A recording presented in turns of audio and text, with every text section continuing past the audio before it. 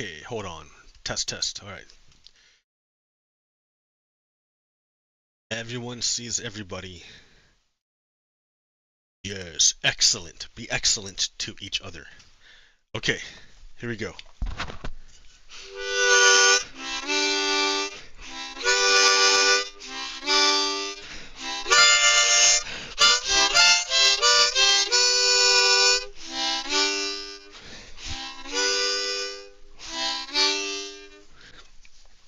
Yo, hey, what's up? It is I, your host, Pogo Kiddo, with yet another episode of Redstone, Lapis, Lazuli. Ha ha ha ha ha. Let's get into it. Excellent. Switch. Bam, right there. Ta-da! Back to the game at hand. Ooh, laggy, right? Let's see. I'm gonna check my frames per second up there. It is indeed laggy, right? But that's all right. It's the dampeners are kicking in.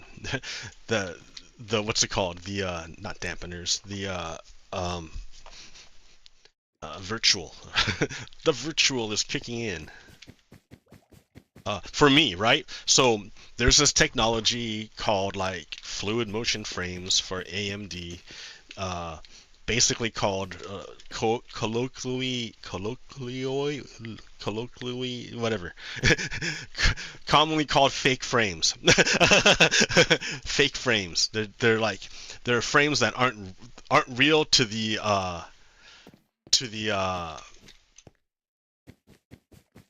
video or the computer, but they're real to the video card. Because the computer is not spending energy generating that frame. It's not an actual frame. What's happening is the video card is making a ghost picture of where it thinks things will be in between the frames. So in a way, it's like guessing a frame in between. So yeah, so to me, it's a lot smoother than what's probably being pushed off to YouTube. But that's okay, right? That's okay. At any rate, you know it's really hot here. It's getting warm. And look, what is that like sudden line in the sky? What?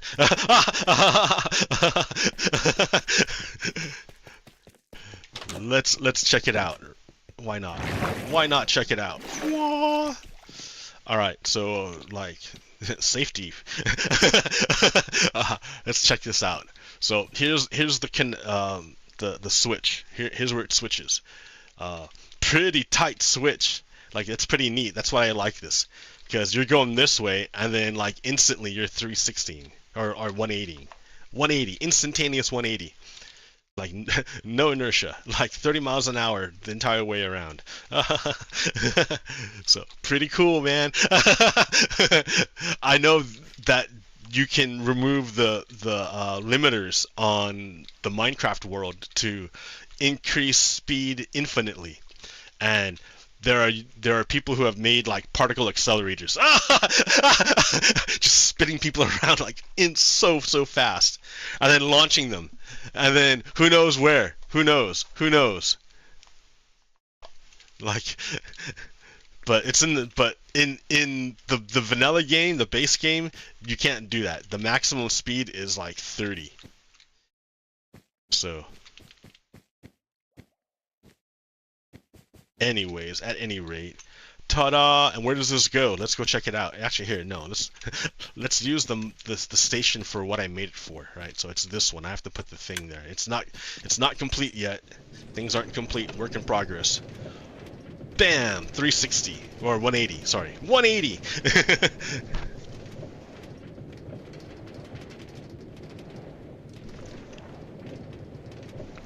So that over there is the Statue of Liberty. But what is liberty without justice? What is liberty without justice? Liberty without justice is privilege. Liberty's sister. Privilege. Liberty without justice is privilege. Look at that flying rock. So there are 2 flying rocks. Okay.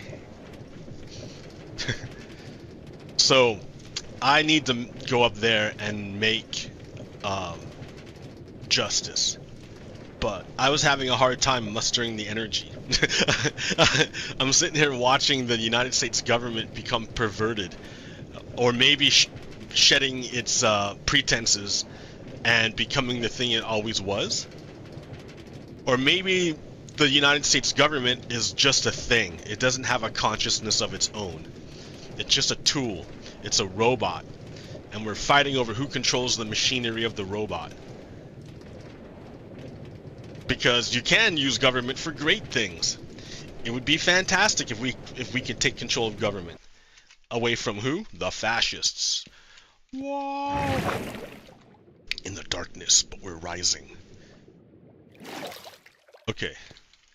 So yeah, my little it's not as quick as going through the nether portal, but it's still a good deal.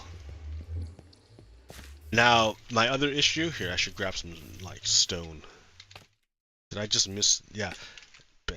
I have to like mark it better so I know where I'm going. Stone.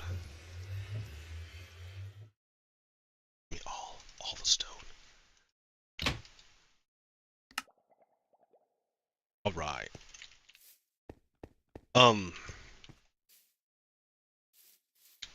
It has to be 13. That one, the base for that one, I mean not the base, but the grounds for it. The grounds for it are 13.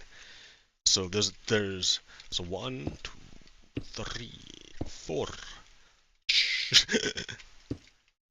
5, 6.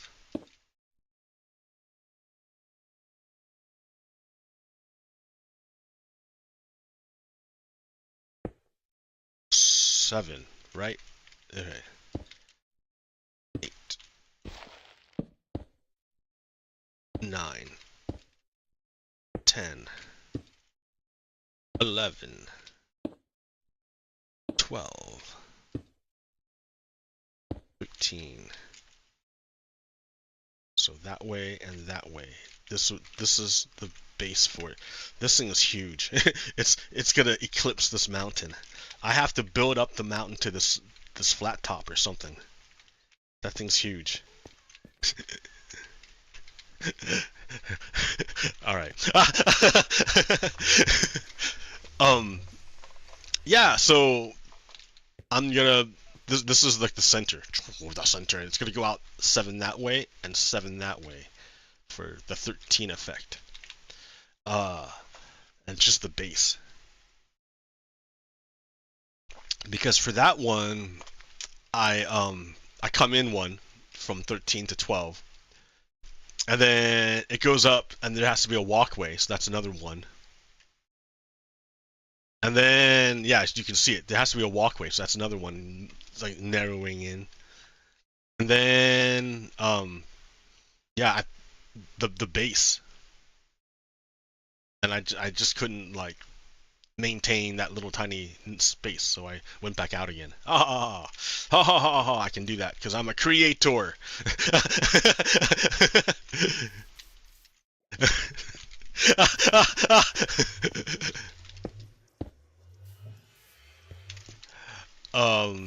Here, this one too.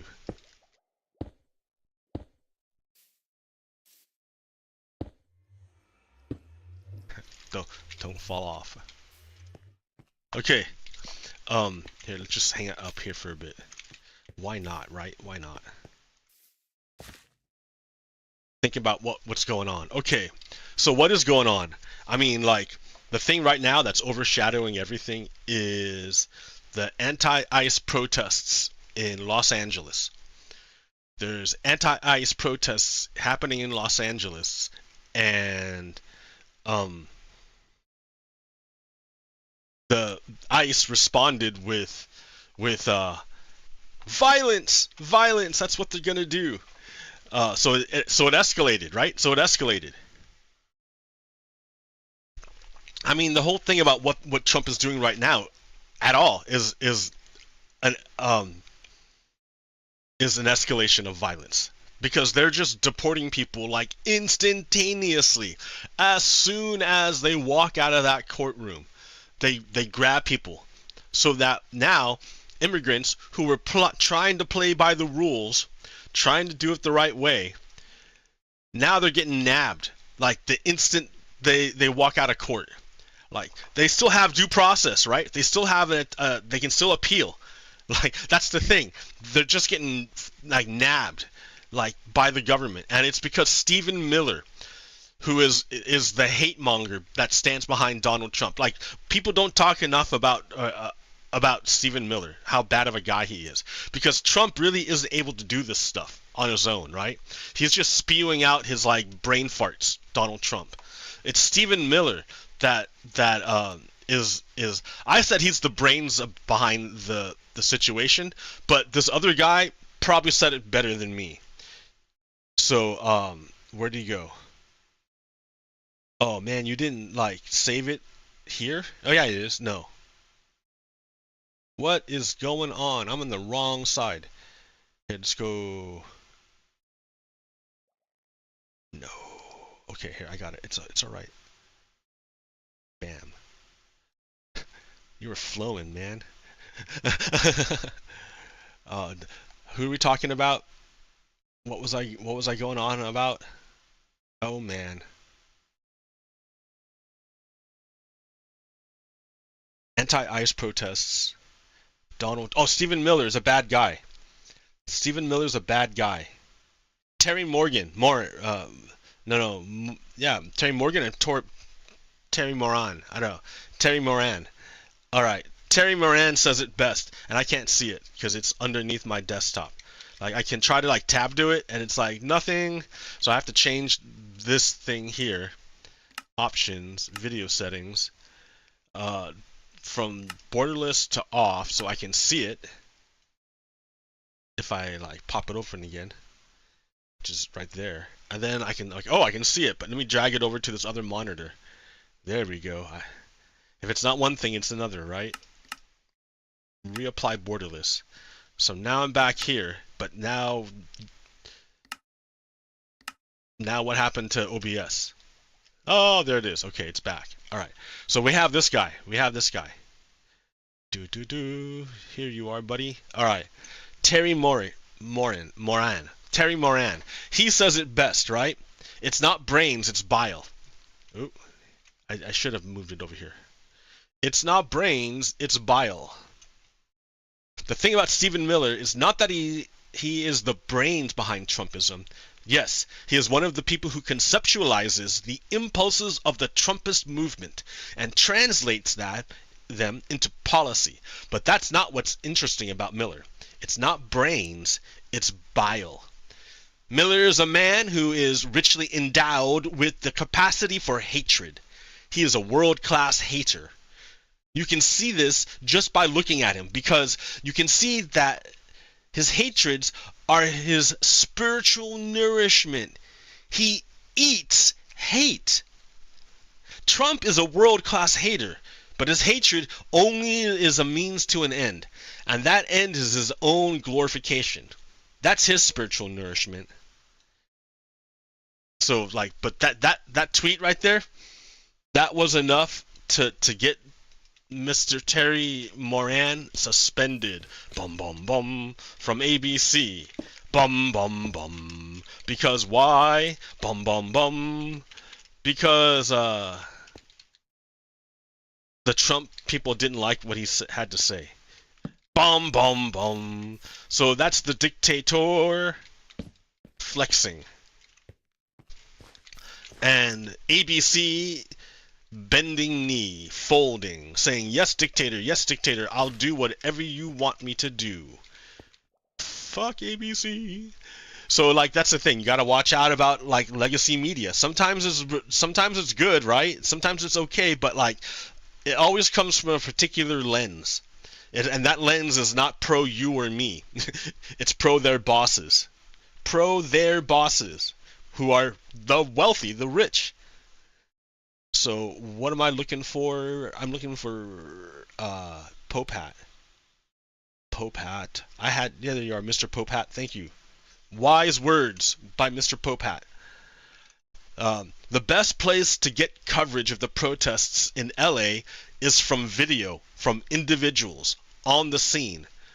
The totalitarian government is lying about them, and the traditional media is largely unreliable, complicit, or fatuously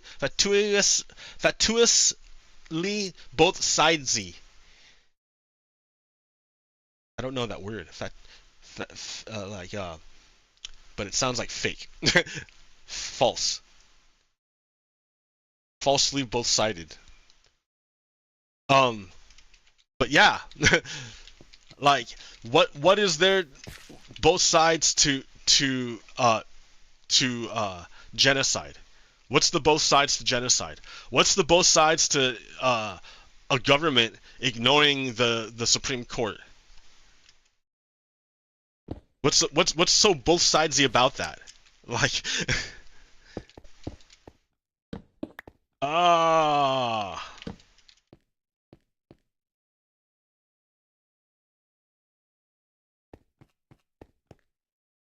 So let's yeah, okay, so genocide. What's both sidesy about genocide? Because that's what's going on in Gaza right now. Like I'm just gonna let you know. So Greta Thunberg is pretty much a kid, right? She's a kid. She's a kid who got famous because she told the powers of that be that she's angry about the future that's being stolen from her. I totally see I see exactly what she means. I talked about before how America was on this like fork in the road, and that if we take the wrong fork, it's going to be real bad. Well, we're on that fork, and I can look over at what could have been, what might have been, like what great things we could have done. Instead, now I'm staring down at climate change, and Donald Trump is particularly anti-climate change. He's a denialist. He's a denialist. He's very pro oil, hydrocarbons, the thing that's the worst. So there's the Republican plan is to cede the green energy market to China. That's what they're doing. That's what they want to do. Why would they do that? Because their funders are big oil. So that just shows, that's just one way of showing that climate change is directly attributable to capitalism. When you look at climate change, you're looking at capitalism. Now, capitalism only works when it can expand. That's the nature of capitalism. If capitalism can't expand, it starts to die because it needs to eat something in order to keep going.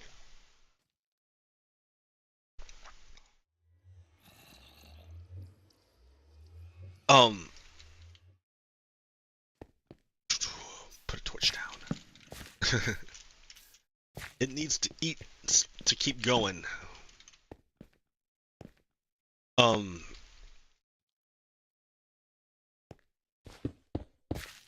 Oh, I didn't count it off. 1, 2, 3, 4, 5, 6, 7.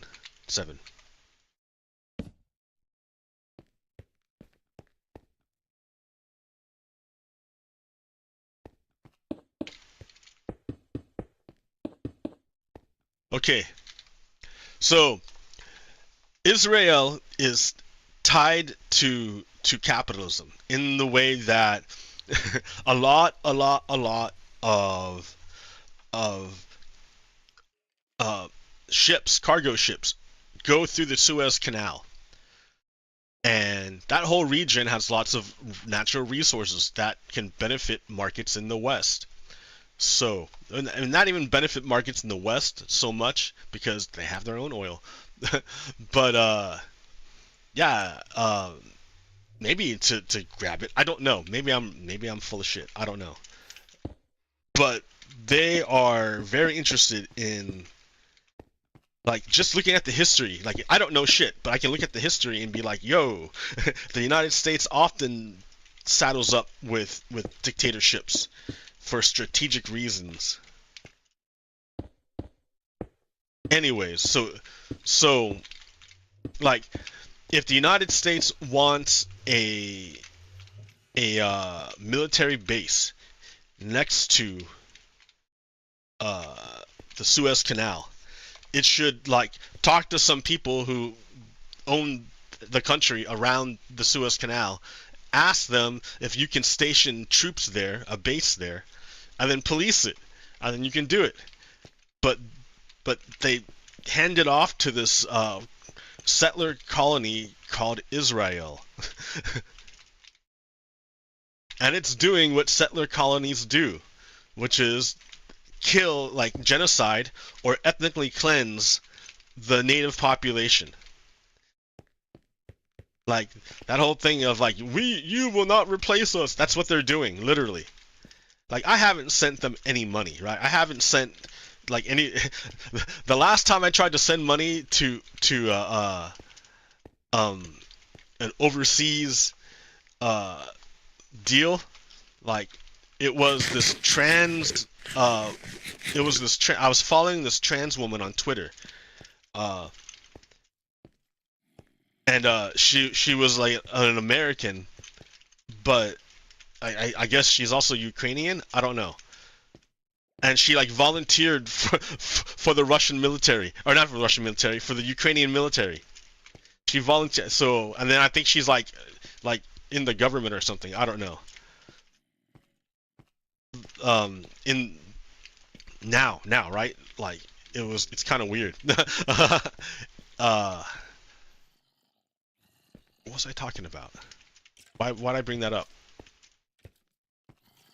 Oh yeah. So she put out a call saying, "Hey, I'm collecting money for the Crimea, like battalion or whatever, to, like, retake Crimea, help Ukraine retake Crimea." And she's like, "This is the link. You can PayPal me, and I'll send it off to them." And I'm like, "Cool, dude. I want to kick in for the Ukrainian military to retake Crimea, and I want to, like, kick down for the cause." And I did that, and then, like, 6 months later, PayPal like sends me an email, like an angry email saying, "What did you send money for to these people in a foreign country?" And I'm like, I thought it was just a bullshit whatever. And I'm like, "Yeah, like, I did it for a tweet for the Ukrainians."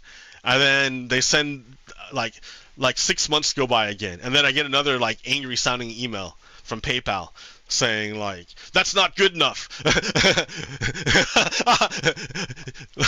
Like, "You gotta tell us more." And then I'm like, all right, and, like, I had already gotten kicked off of Twitter. I had already gotten kicked off of Twitter, so like, it was a kind of a ordeal to figure out how I can find that link again. But I found it. Like, it wasn't that hard. I mean, it was an ordeal. I had to, like, do searching. Like, it wasn't that big of a deal, but, like, you have to know how to do it. Anyway, so I found it and I linked it to them.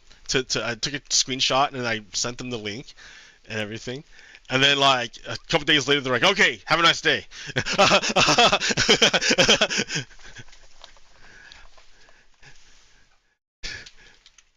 Please don't mistake my hand gestures for me trying to do a Nazi sign. Fuck that shit. Fuck Nazis.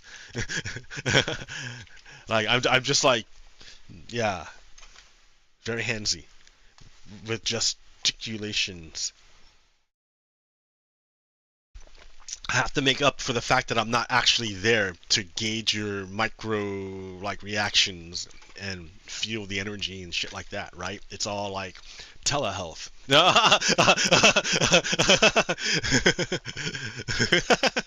What?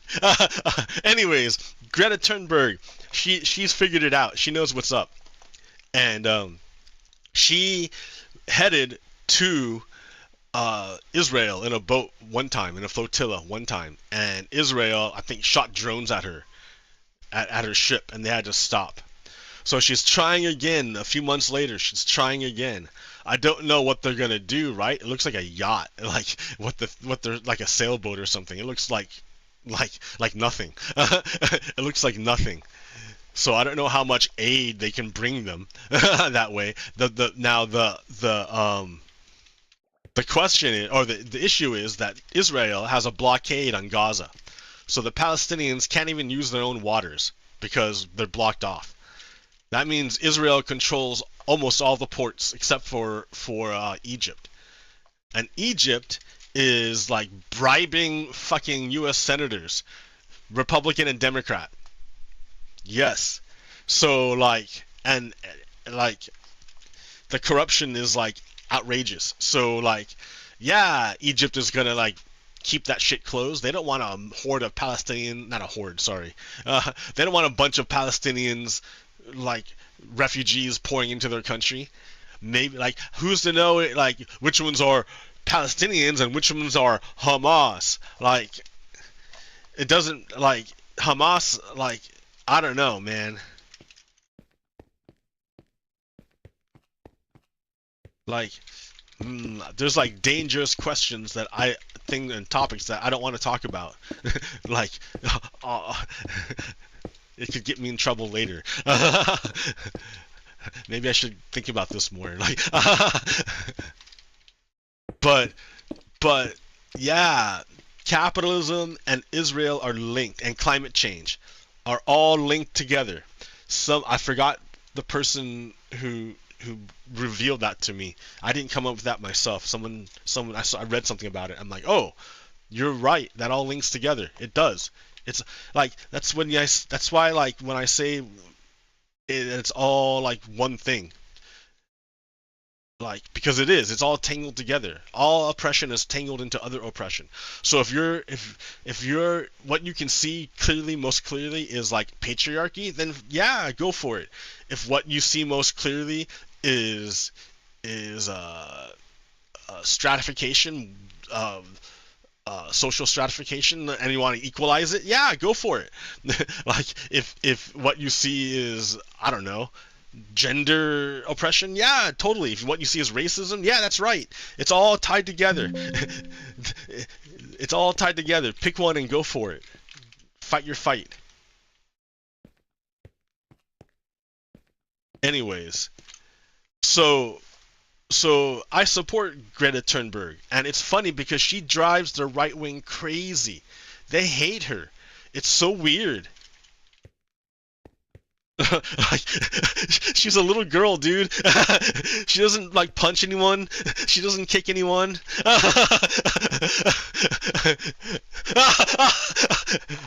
Like I'll call you names and whatever you want, dude. Pay attention to me, fuckers. Like it's like the like taunt, right? You know, I'm the tank. What are you doing picking on her?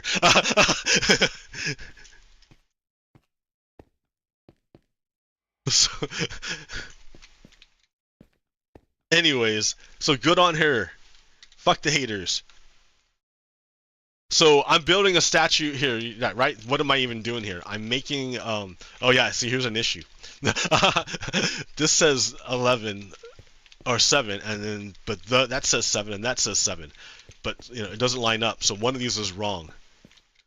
So let me try this one again. 1, 2, 3, 4, 5, 6, 7. Yeah. Here. Is it supposed to be here? Oh no, it's here. So wait, 1 here, 1, right? 2, 3, 4, 5, 6, 7. No, dude, it's from here. Okay, so here from the center. 1, 2, 3, 4, 5, 6, 7. That's the mistake. Ching. That's it. I didn't want to put it there because the stairs. Tough luck, dude. Tough luck.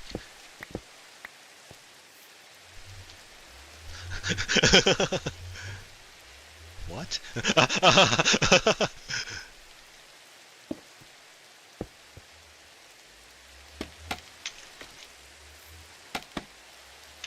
It's raining down here. It's raining. Not in real life. In real life, it's pretty hot. We're going through a heat wave. Heat wave! I spent a bunch of time trying to set up my air conditioning system, my climate control system, and it's broken. Like, the thing's broken, and I gotta abide by the rules. So I get like, it's a lot of like figuring out what's going on. Like, and I have to probably take a trip outside to go buy stuff to really do it. But man, it's a hassle. Welcome to climate change. Welcome to the hottest summer of your life so far. Bum bum bum. That's right, guys. Sorry. You know what? I can tell you about. Should I do that one? Man, that's a lot about yourself, you'd say. Less about you and more about the other content you have, right? So I'm building a statue I built a statue to liberty, which is great, right? Now I'm building a statue to justice, and I had to think about what that meant. And it turns out there's not really like a more universal way of saying it other than there's a cosmic balance that must be maintained. That's the most general way you can say it. Because once you start like talking about it, you have to get specific to like what domain. Like, what do you mean? Like in terms of what? So like is it like quantum physics? Like, I don't know.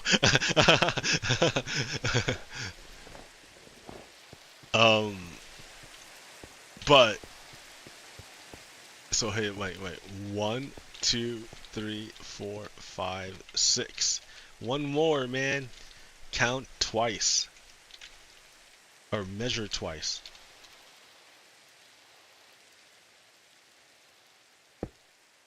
Bam, right there. That's it. Yay, that's it. I figured out the problem and fixed it. Ha. Pushing. The yin and the yang.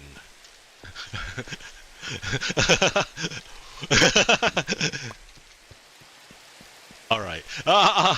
Actually, that's interesting. Maybe I should go get another brick. I have blackstone. I'm going to get some blackstone. Ooh. Ooh. What an idea.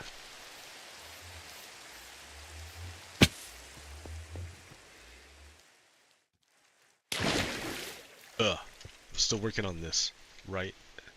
Like, I should have brought, like, rails with me or something. Come on, move.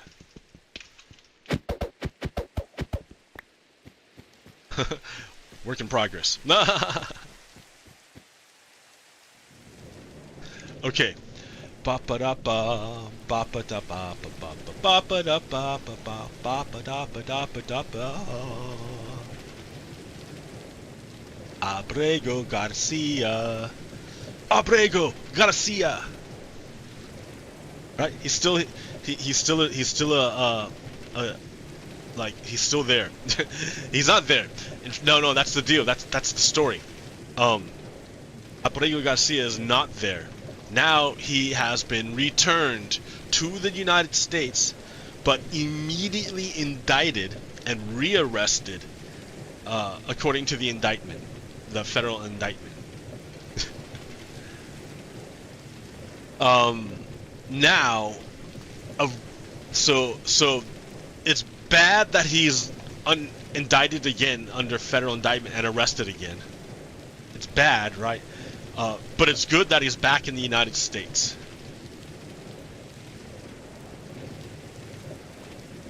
So if you read the indictment says, oh, the reason why we arrested him, or the reason why we're indicting him is because he lied. They're saying he lied. This is why. Subject stated he was driving 3 days ago from Houston, Texas to Temple Hills, Montana? Or Maryland, sorry, via St. Louis, Missouri, to bring. Okay, so that's what he said, right? And they're saying that's a lie. But then you. Oh no, that's not a lie. That's true. I got it all mixed up, man. Sorry. It's like that way. So that's what they said, right? Here's the indictment. Sorry. All right. Here's the indictment. The indictment in the United States versus Abrego Garcia. When asked where they were traveling from, Kilmar and Armando Abrego Garcia knowingly and falsely told the state trooper he and the passengers were coming from St. Louis.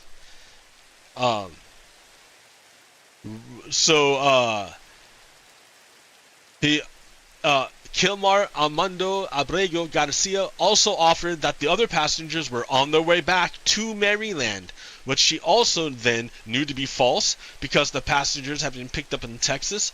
But that's what he said. That's what he said when you read it.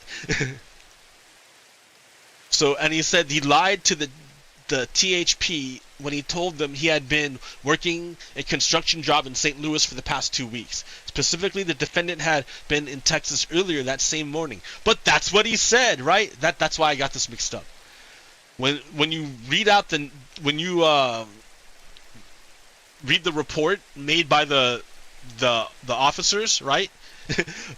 He said that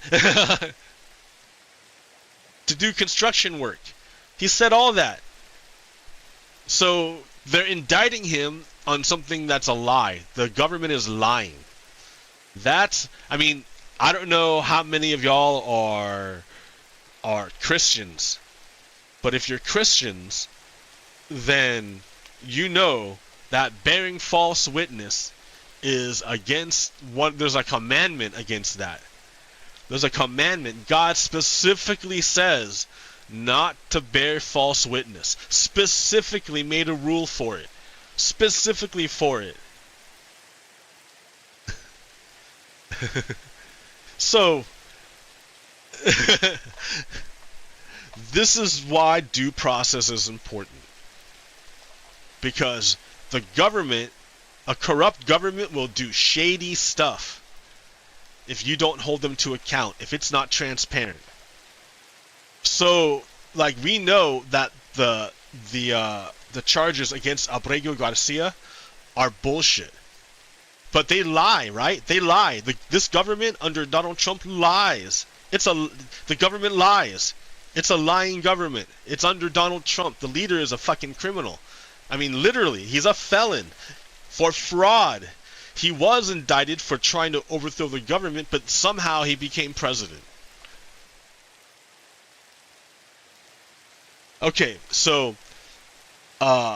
if you want to continue going with it, right? Let's keep going. This is a tweet from the fucking White House. From the White House. What did they do? They said he is not coming back. They do this. They say he's never coming back. The fucking White House said that. Against what did the Supreme Court say to do? Bring him back. Bring him back. That's all they said to do, and the White House refused. The Trump administration refused. Like, now that he's back, there's this whole other court case that was going on. I think is moot now. Like, the whole thing is moot because he's back. He's back in the United States. So, like, the government spent all this time and energy and money, right? Billable hours, money. They spent money on delaying as long as they could before they forced to bring him back. They didn't just say, "Okay, boss, we'll do it." Like, no, not even boss. They said, "Judge, okay, judge, we'll follow your command." No, they didn't even do that. They flat out said they weren't going to do it. Like, it's crazy. It's a corrupt government. Why? Because Donald Trump is a criminal. You elected a fucking criminal to run your country.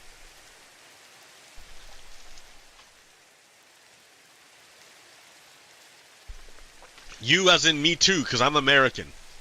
So, a fucking criminal is running my country. I don't know who you voted for, but I know enough people voted for him to make him president. A criminal. And you elect a criminal, expect criminal things to happen that aren't that aren't fabrications, that it's actually happening. That's like a civil rights violation. That's like crazy. That's a human rights violation. To ship people to a concentration camp without due process? Like, I know they're partisans. I guess that's the thing. I think it's people just don't have the whole picture, maybe. Because if I give any weight to propaganda, which I have to, right? I have to. I'm doing this, right? It's an anti-propaganda thing I'm doing. Maybe it's pro-propaganda in some aspect for my own propaganda, but like I'm trying to dispel falsehoods. And the falsehood that Abrego Garcia is a bad guy and that Donald Trump's government is only deporting bad people, that's a falsehood. That's fake. You elected a monster who's deporting people based on skin color. Yeah, you'll get some other people who like some Euros too, but like primarily they're going after Latinos, people with dark skin, because it's a racist thing. Like, again, that comes back to who? Stephen Miller. Stephen Miller is a racist. He's a Nazi.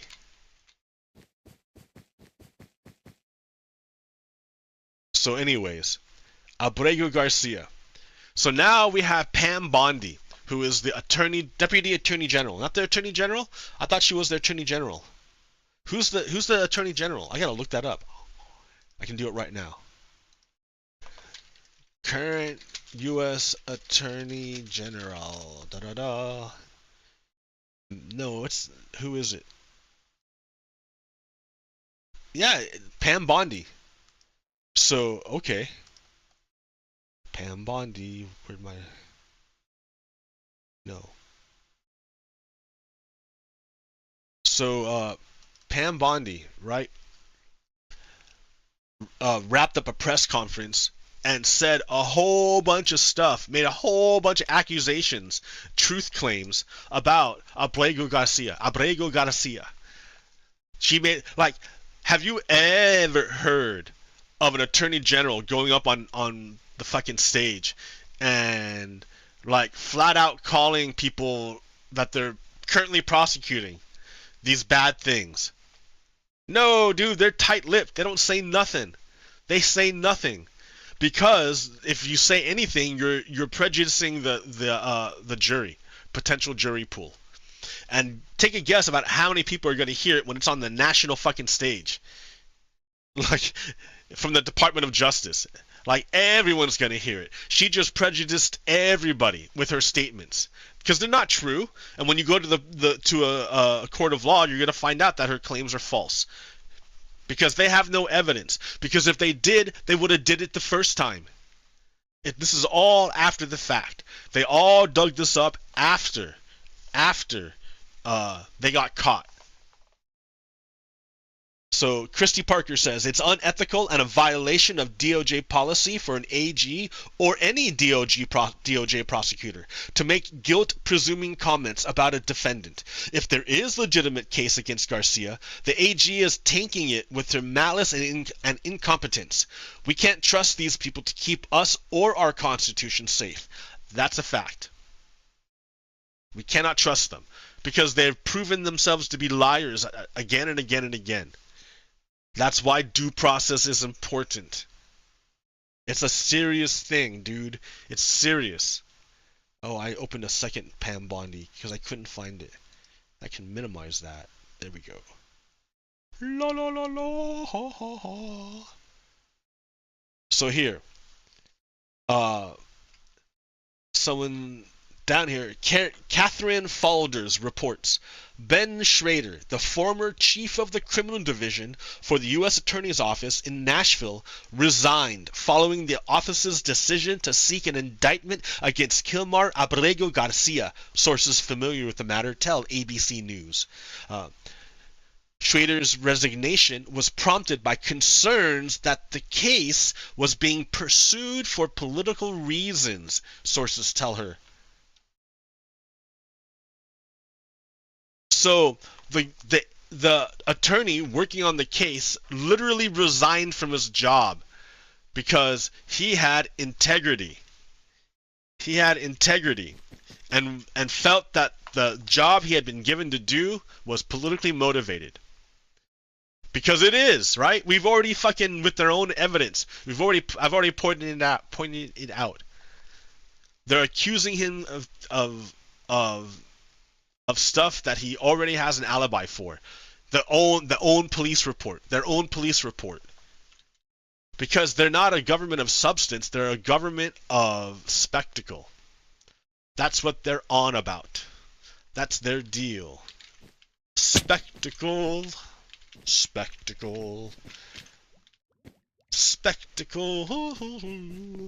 They're for the spectacle.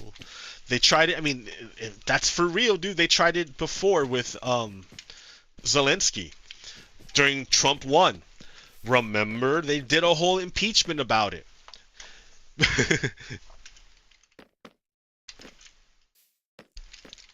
What was I going on about? Oh no. Spectacle. That's right. In Trump 1, we find out that the quid pro quo between Trump and Zelensky was that Donald Trump would release the javelins Ukraine needed to defend itself against the incoming Russian invasion. And Trump held them back and said, I want you to do something for me first. He wanted Zelensky not to conduct an actual investigation because that would consume resources. And he doesn't want Zelensky to have to consume resources to do this. It's not a real thing. No, what they're doing is creating the spectacle of the insinuation of corruption around Joe Biden. That's all he wanted. He just wanted the announcement of an investigation into Joe Biden. That's all he wanted. Not the actual investigation, not the results of the investigation, just the announcement. If you do the announcement, I can give you these missiles to defend yourself from the fucking Russians who want to kill you and sell your children into slavery. Fuck. Right? Holy shit. Like, do Americans not know that? Do you guys, like, did you forget? Like, oh, it hurts to even think.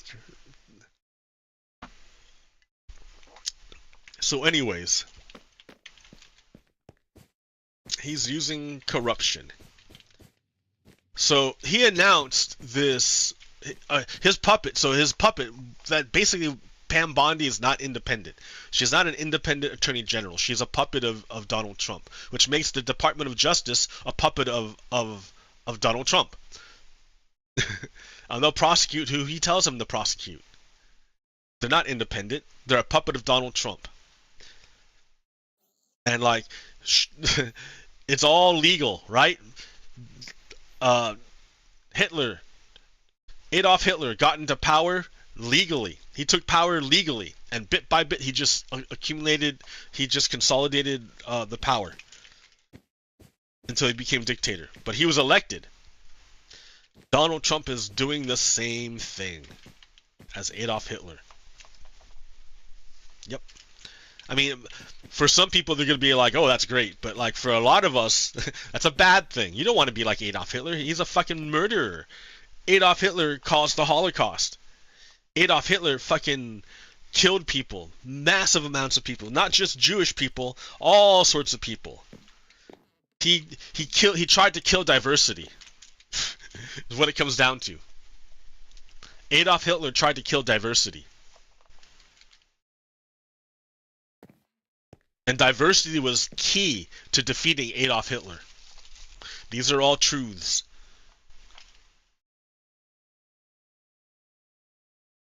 Diversity is strength. Okay, anyways, where was I even at? Going off about corruption. Garcia, 1, 2, 3, 5. Okay, there we go. So there we go. Bam. Josh Marshall says, it's obvious but worth drawing out what raids of Home Depots are all places is about. It's rounding up people who are really eager to work and for whom there is work. Peoples whose labor is in demand. We know this but it shows just how far it is from rounding up the bad guys. Like, these are people who, like, Donald Trump is going to Home Depots to do what? To round up guys who are standing around looking for work. They can't work legally because they're locked out of the legal work system, but they still have to eat. They still have to put a roof over their heads and help someone else, and help their wife or their kids or their grandmother. They still gotta provide. They still gotta make money. That's our fucking system, right? So what are they gonna do? They're gonna fucking put themselves in the plant divider in Home Depot, because people go to Home Depot. Why? To fucking pick up shit to do home construction projects, and their labor, looking for work. Home construction projects to which they'll just sell their labor. Ta-da! And it works, right? It's a relationship. The government doesn't have to know about any of it.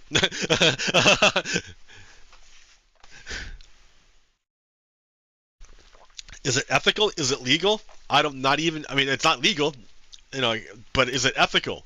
I'm not even going to get into it. Like, all I know is that, like, so I tried to come up with I found the definition of justice that I thought was most appropriate to our situation. Because, yeah, when you try to narrow down justice into a domain, into, like, as soon as you start trying to talk about it, you have to limit it somehow. And by limiting it, then you reduce it to a particular world, wherever it's limited to.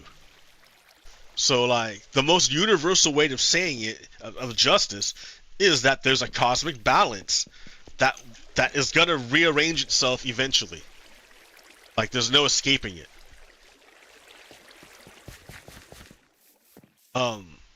That's the most general way you can say it. But let's try to be a little more specific. So I'm like, okay, how about social justice? Bam. There we go. What is social justice?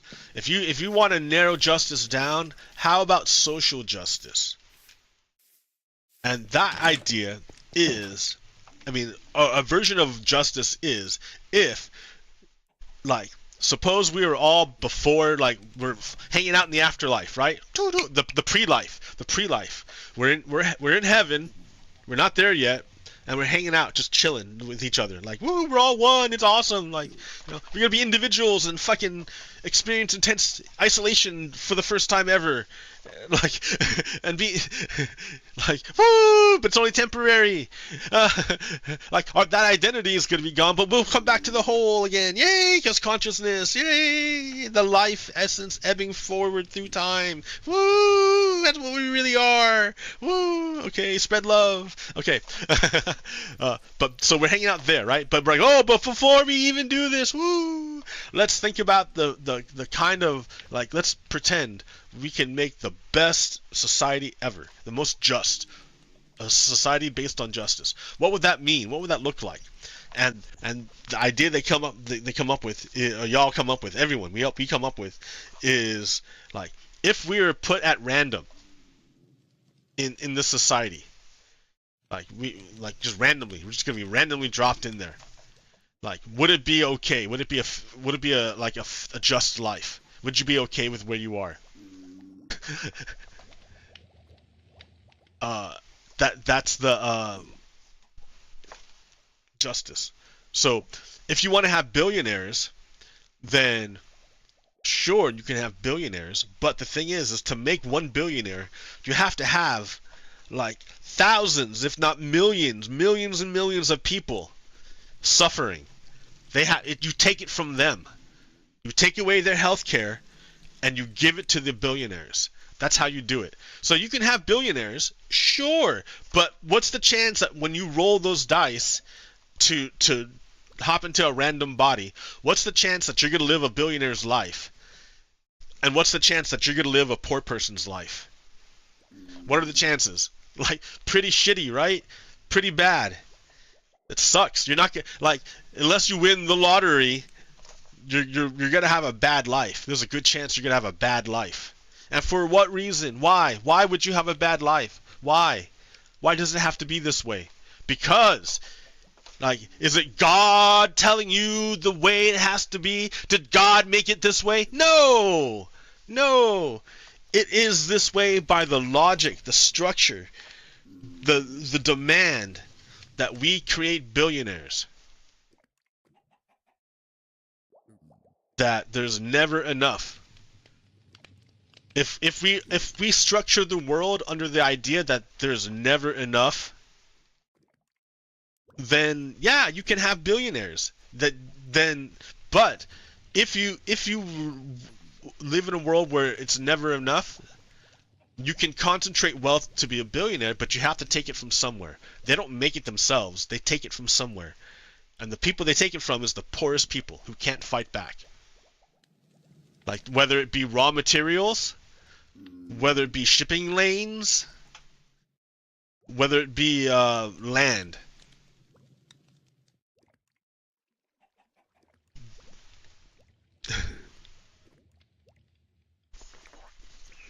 So,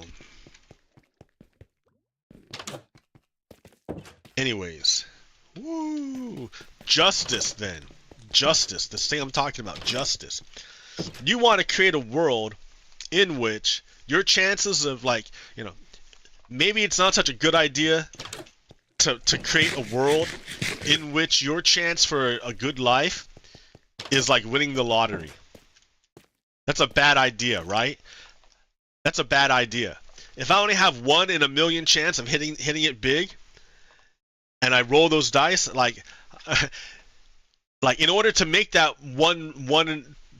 to make it big, you have to take it from the bottom, which means you're gonna have a big chance of hitting it bad, of living a bad life.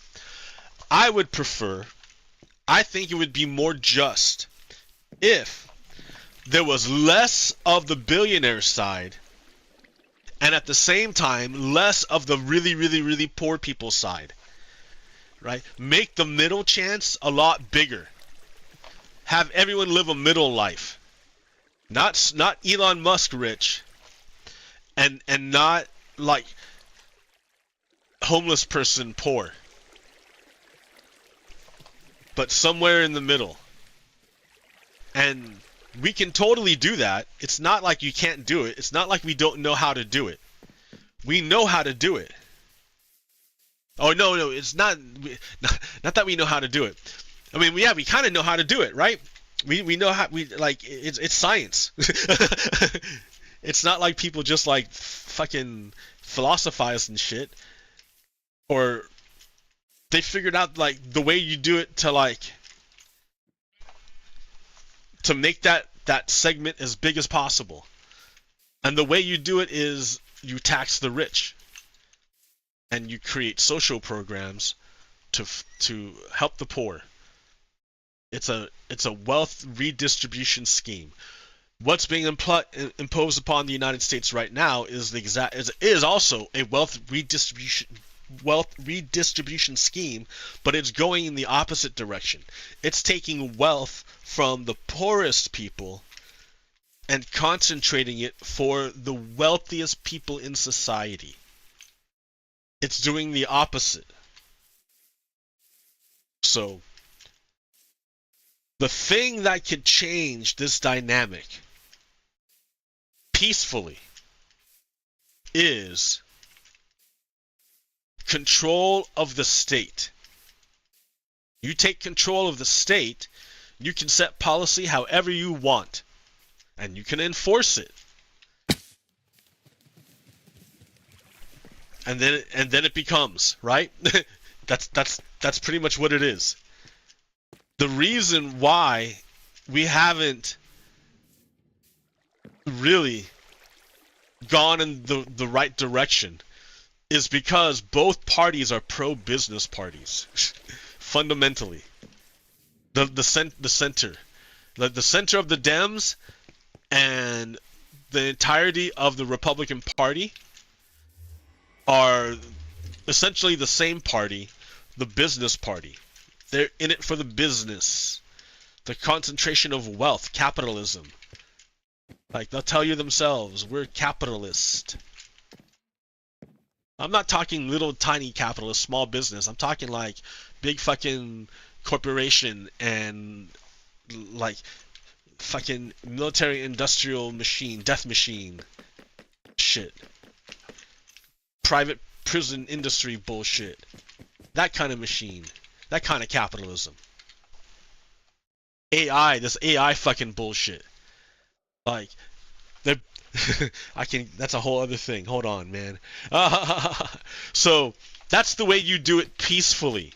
Is you take control of the government, you spread your ideas, the people hear it, they like your ideas, they elect your party once in power, enacts the agenda, and the world improves. And right, that's the ideal. The dream. The dream is to take control of this government and do it the right way. That's the dream. But sometimes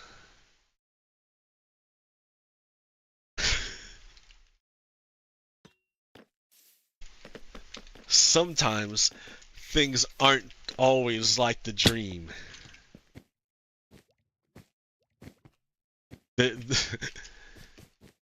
There's the shadow of the dream. The nightmare. I mean, it's literally a nightmare.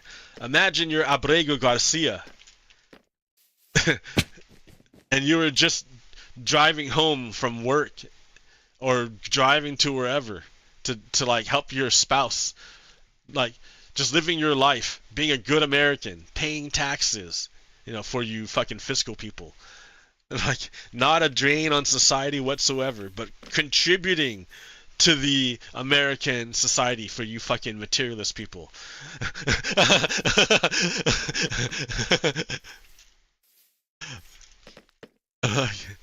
Adding, he's the father figure and support.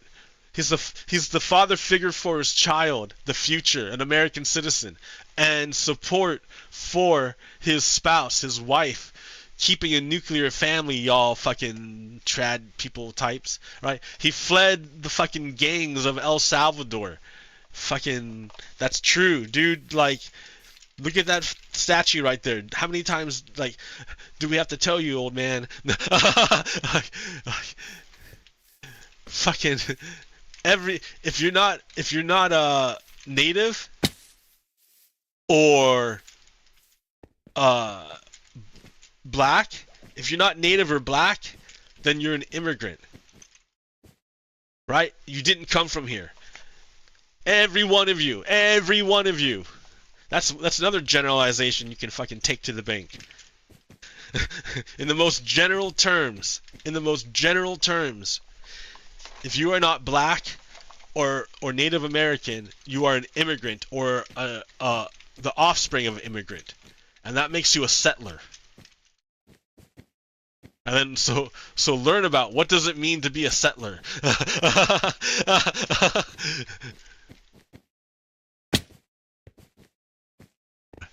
That's why Israel is an American project, because America is a settler nation. And settlerism is tied directly to imperialism. Imperialism is tied directly to climate change. The destruction of the natural world for profit, for the machine, for capitalism.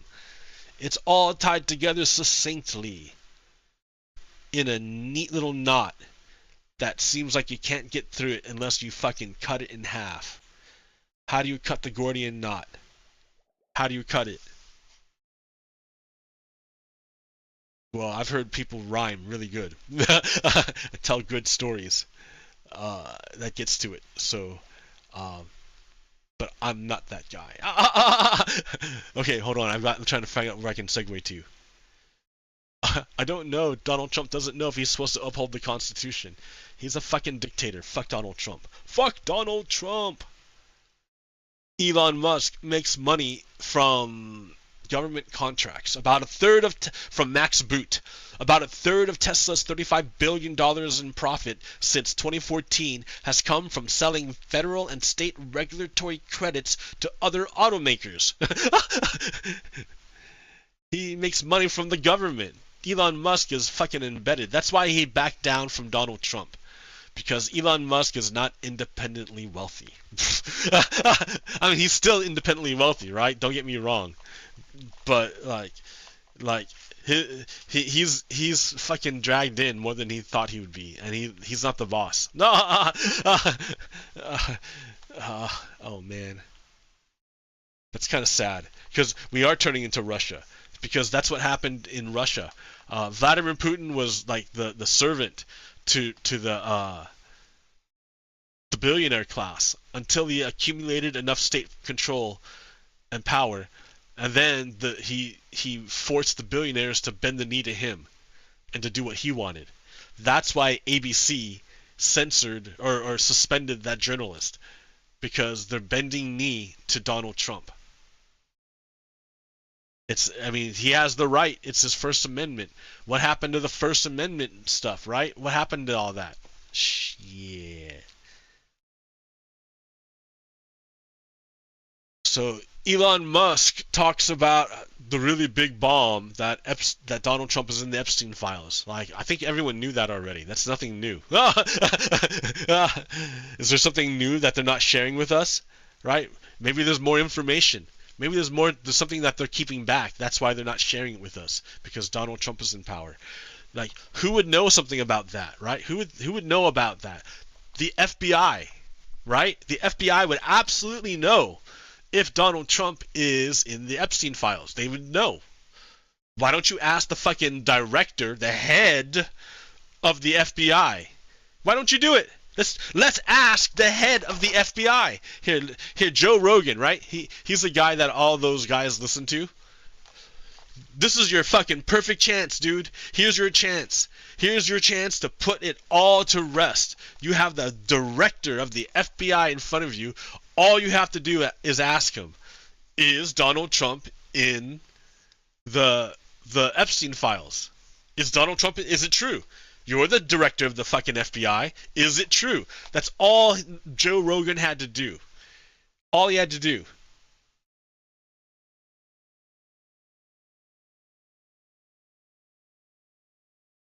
Oh no.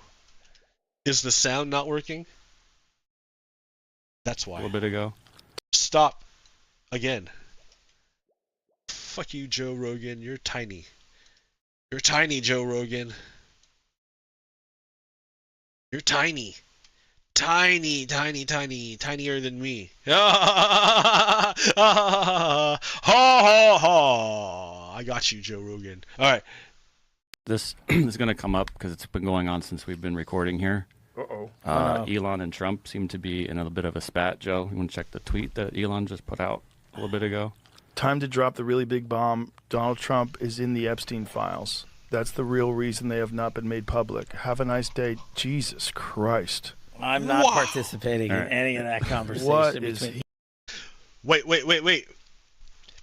You're the head of the FBI. Kash Patel, you're the head of the FBI. What do you mean you're not participating in any aspect of that? Why not let us know if it's true Donald Trump is indeed in the Epstein file? Why don't you let us know? Joe Rogan, dude, that's your chance. It's your chance to nail him. Fucking get him, Joe Rogan. Get him. Elon, have a nice day, DJD. Someone should take his phone away. They're going back and forth about different things. And yeah. Listen, well, he said he was disappointed in Elon. yeah, they told him to leave. Jesus Christ, that's a crazy thing to say. Ask him. Is he in the files? Head of the FBI? How does he know? Does he know that Donald Trump is in the Epstein files? Or does he have access to the Epstein files? I don't know. That's a good question too, but that's not the number one question. The number one question is Donald Trump in the Epstein files? Not how does he know? I mean, I guess that's assuming he is in the Epstein files. Right? If that's your assumption, that it's true, how does he know? How does he know that? How does he, like, it's supposed to be a secret, but Donald Trump, but Elon Musk knows that he's there? Like, let's us because he's assuming, yeah, he's there, and the head of the FBI is like refusing to talk about it to confirm it. Like that Donald Trump associated with a pedophile, with a human trafficker. He associated with a human trafficker. I mean, that's what he's essentially guilty of. He associated with with Jeffrey Epstein, a human trafficker who sold services to the wealthy. How he would, but I'm just staying out of the Trump Elon thing. That's way outside my lane. What the fuck are they doing? I know my lane, and that ain't it. I just Going on since we've been recording here. What do you mean you know your lane? You're the fucking head of the FBI.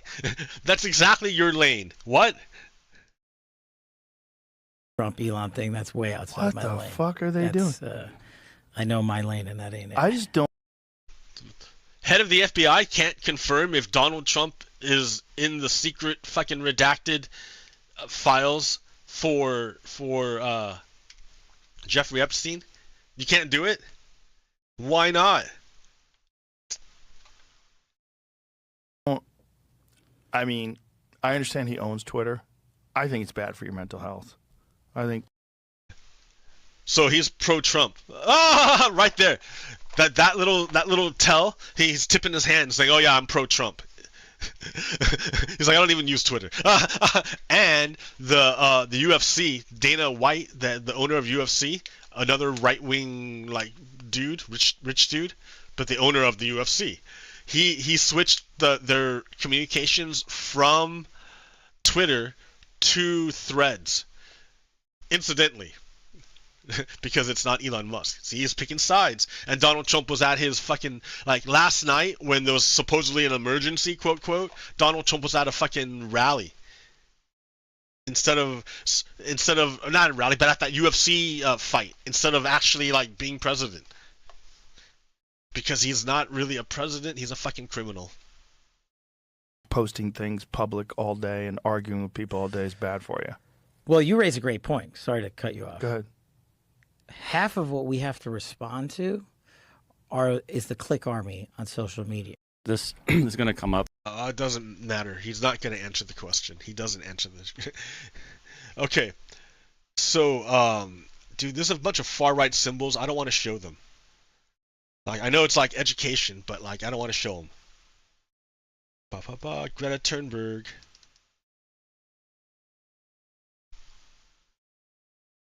Oh, here we go. This is the person I learned it from. Somebody named, I'm talking about capitalism.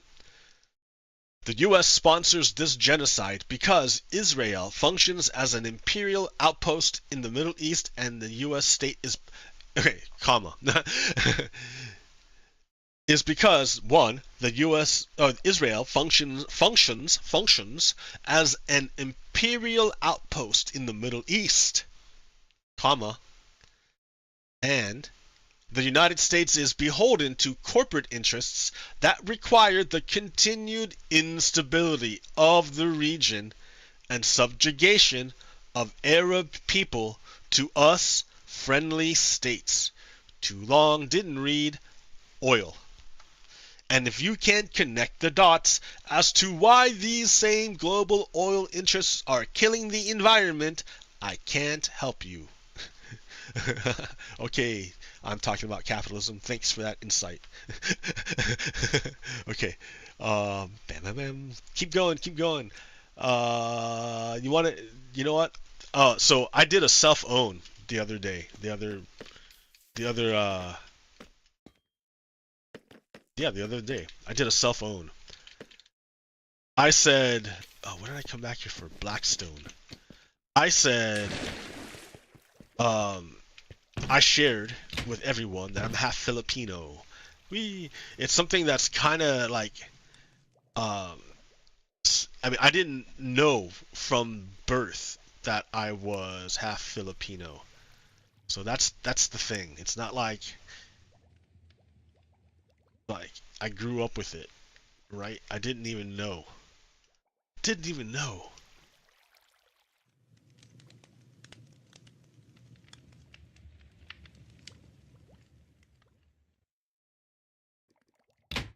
So, where am I going? Back. Let's see. So, I found out, and I self-owned myself by saying I don't even know anything about my Filipino heritage, which is true, but that was a self-own.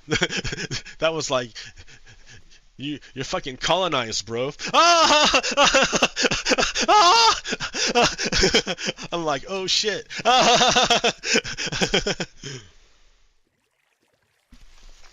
Damn. Let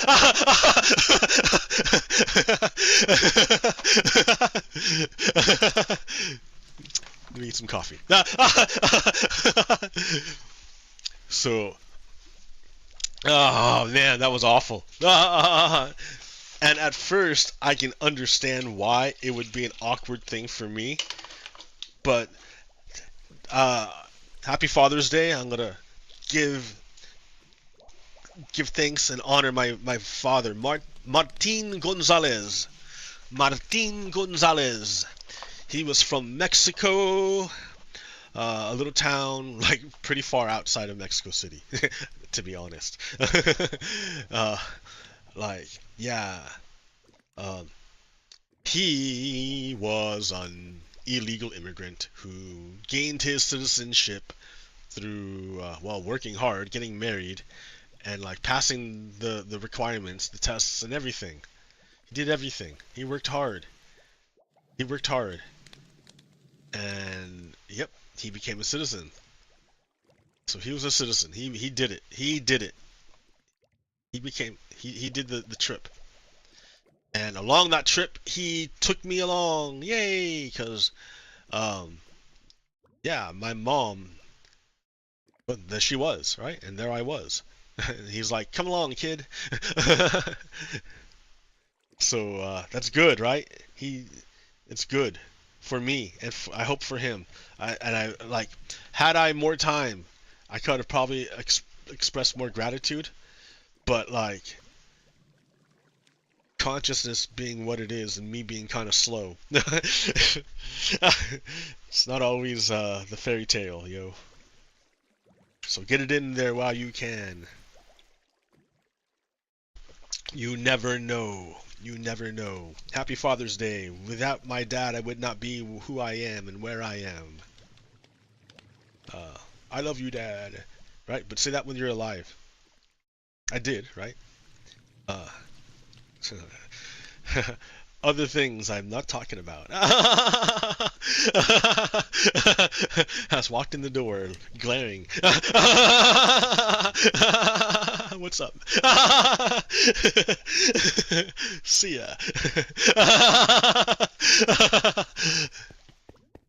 Yay. Okay. Daylight. So at any rate, right? I self-owned. I gave myself a self-own by acknowledging the truth. It's wasn't lying. Like I had no knowledge of my heritage. My heritage. It's like no, dude, no. My genetic heritage. But I guess, right? Like all of it, right? My cultural heritage too, which I don't know anything about it. Like nothing. I know nothing about it. I know nothing. And so it's pretty bad. I don't know if you would call that colonized or what, but like I found out late. That's my excuse. And then there was additional impediments which are now have been resolved. So I guess I can like once I realized it was there, I'm like, oh, I should do something about that. So what did I do? I went to fucking Wiki. I went to Wiki. Hey, so what did Wiki tell me? Because it's all about history, right? Wiki tells me the history of the Philippines dates from the earliest. Oh no. Okay, the history of the Philippines dates from the earliest hominid activity in the archipelago by at least 709,000 years ago. 709,000 years ago. Homo eonesis, a species of archaic humans, was present on the island of Luzon by at least 134,000 years ago. The earliest The earliest known anatomically modern human was from Tabon caves in Palawan during about 47,000 years ago. Negrito groups were the first inhabitants to settle in the prehistoric Philippines. These were followed by Austroasiatics, Papayans, and South Asians. By around 3000 BC, seafaring Austronesians, who formed the majority of the current population, migrated southward from Taiwan.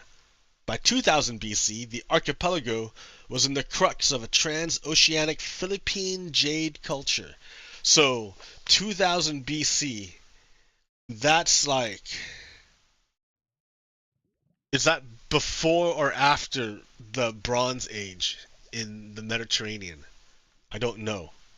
But that seems pretty early, right? Like, it seems pretty early that they have like a giant trade network already in 2000 BC.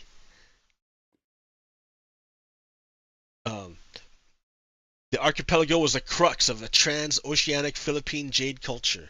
Like, I didn't look deeper into that jade culture, but whatever. Scholars generally believe that these ethnic and social groups eventually developed into various settlements or polities with varying degrees of economic specialization, social stratification, and political organization. Wow, diversity, living in harmony with one another. Some of these settlements, mostly those located on major river deltas, achieved such a scale of social complexity that some scholars believe they should be considered early states.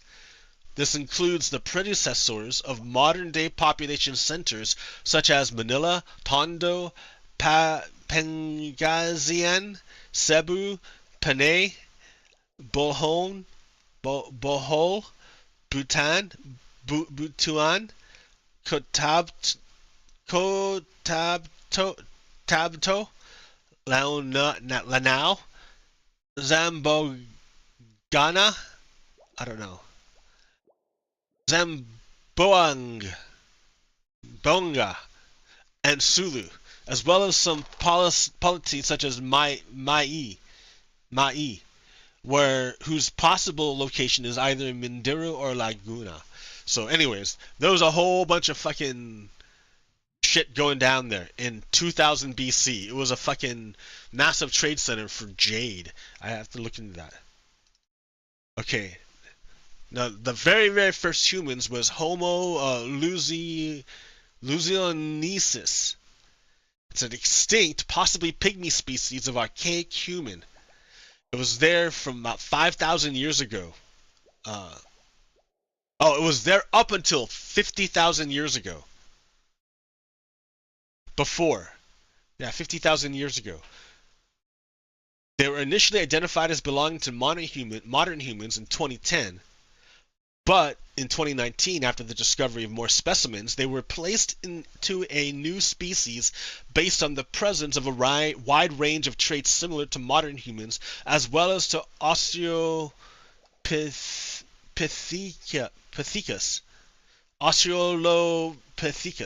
an early Homo. In 2023, a study found that the fossilized remains were 134,000 to 14,000 years old, much older than previously thought. Their ancestors, who may have been Asian Homo erectus or some other even earlier Homo, who would have needed to have made a sea crossing of several miles at minimum to reach the island. Hominin presence on Luzon dates to as early as 771,000 to 631,000 years ago. The inhabitants of caves dragged in mainly Philippine deer carcasses and used tools for butchering. So, like, that place has been inhabited for a long time by early people. The earliest people, man. They crossed miles of open ocean to do it. Wow, like being in prehistory stones. like they must have used fire, but Like, I don't know how. So that's the thing, right? Negrito. The term negrito negritio, maybe negritio. Let's see. Negrito,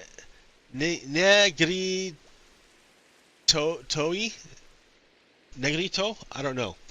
Refers to several diverse ethnic groups who inhabit isolated parts of Southeast Asia and the Andaman Islands.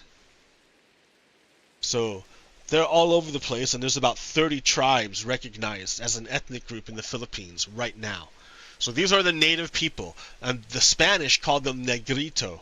I don't know what they call themselves, but check that out, right? The word negrito, yeah, the Spanish diminutive of negro is used to mean little black person. This usage was coined by 16th century Spanish missionaries operating in the Philippines and was borrowed by other European travelers and colonialists across Austronesia to label various peoples perceived as sharing relatively small physical stature and dark skin. Contemporary usage or of an alternative Spanish epithet, negrios, also tends to bundle these people with the pygmy people of Central Africa on the basis of perceived similarities in stature and complexion. Historically, the label negrito has also been used to refer to African pygmies. So the appropriatedness of bundling people of different ethnicities by similarities in stature and complexion has been called into question because it's racist. It's racist. They're different people, completely different people. They're completely different people. You should ask them what their name is, what they call themselves, because calling them that kind of seems like not great. Not great. So first of all, let's look at pictures, right? Okay. Here's one of the tribes dudes, right? Look at the hair, look at the nose, look at the dark skin, right? You see it all, right? Da. Okay. Here's another native, right? This is Negrita. This is from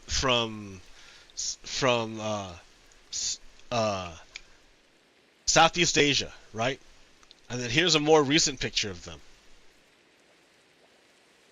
So you see, this is all from Wikipedia, by the way. I'm getting all this from Wikipedia. So like the Spanish being who they are, the Spanish, they're just going to be like, oh, you guys must be related to those people we saw in Africa. So we're going to call you the same thing.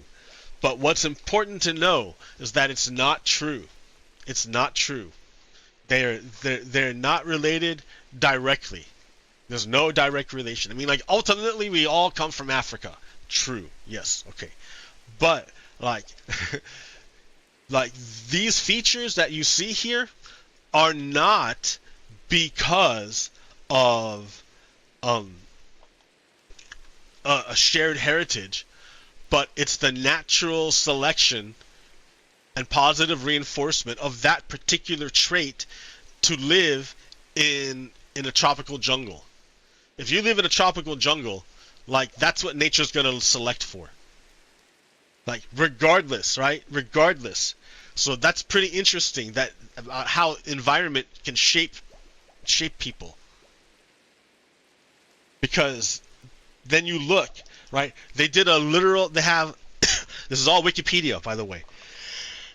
They did a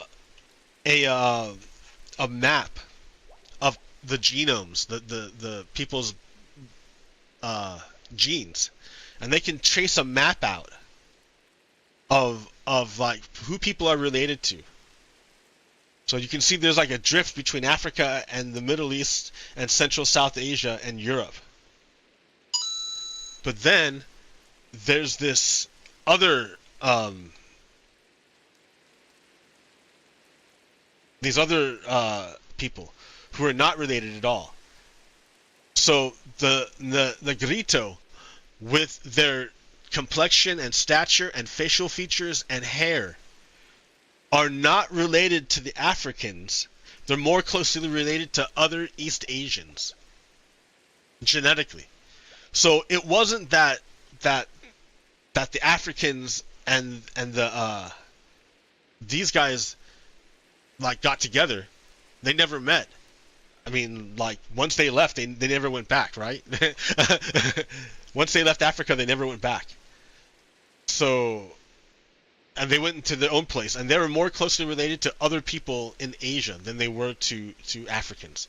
So the presence of the curly hair and the dark skin and all that stuff is not because of a direct lineage. It's what the environment selected for in humans. Wow! Wow, that's amazing. That's pretty fucking cool, man. That's awesome. It's literally evolution in action. It's literally in action. That the same environment would select for the same traits, not because of shared genetic material, but because that's what the environment selects for.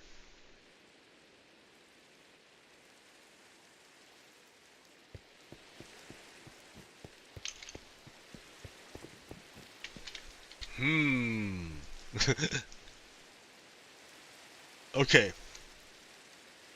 So, the next one. So, the first recorded visit by Europeans is Ferdinand Magellan's expedition, which landed in Homon Island, now part of Guinean, Eastern Samar, on March 17th, 1521. They lost a battle against the army of Lapu,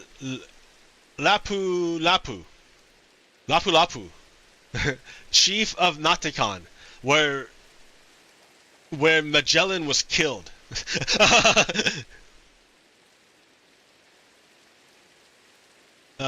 The Spanish Philippines began with the Pacific expansion of New Spain and the arrival of Miguel Lopez de Legazpi.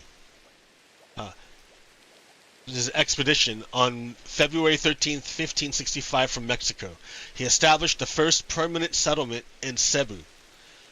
Much of the archipelago came under Spanish rule, creating the first unified political structure known as the Philippines. Spanish colonial rule saw the introduction of Christianity, the code of law, and the oldest modern university in Asia. The Philippines was ruled under the Mexico-based Viceroyalty of New Spain. After this, the colony was directly governed by Spain following Mexico's independence. Spanish rule ended in 1898 with Spain's defeat in the Spanish-American War. The Philippines then became a territory of the United States. U.S. forces suppressed a revolution led by Emilio Aguinaldo. The United States established the insular government to rule the Philippines. In 1907, the elected Philippine Assembly was set up with popular elections. The U.S. promised independence in the Jones Act. The Philippine Commonwealth was established in 1935 as a 10-year interim step prior to full independence. However, in 1942, during World War II, Japan occupied the Philippines. The U.S. military overpowered the Japanese in 1945. The Treaty of Manila in 1946 established the independent Philippine Republic. Wow.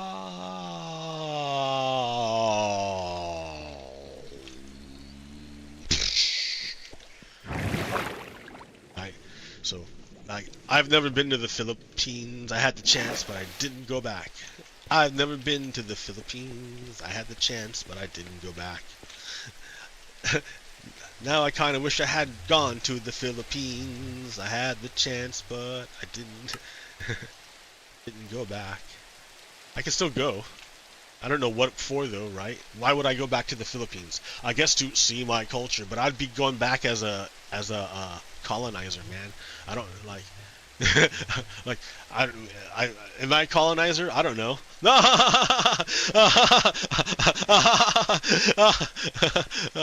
Oh, here's that thing I'm making. Da da da da da da.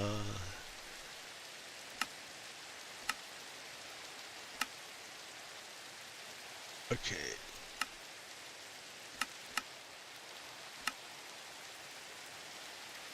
Alright, so if that is... This is the center. The center. First I'm gonna just do this side yeah, let's do this side first.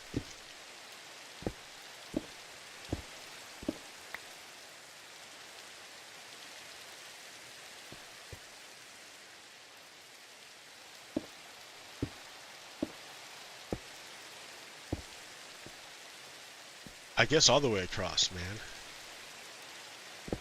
Why wouldn't you? Why would you not?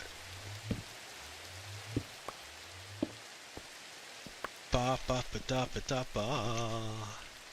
Da ba da ba ba ba ba da ba da ba ba da ba ba da ba da ba da ha. Ya ba da ba ba da ba da ba da ba ba da. I don't know what to do. Go this way. Oh, now it's getting dark. You are likely to be eaten by a group. Don't slip. Hold on with your pinky. Just hold on. Hold on, pinky. Hold on. I know you have arthritis, but hold on. You can do it. You can carry me through. Your pinky arthritis is gonna let you make it. You're over lava right now, but you're gonna make it. You're gonna be okay.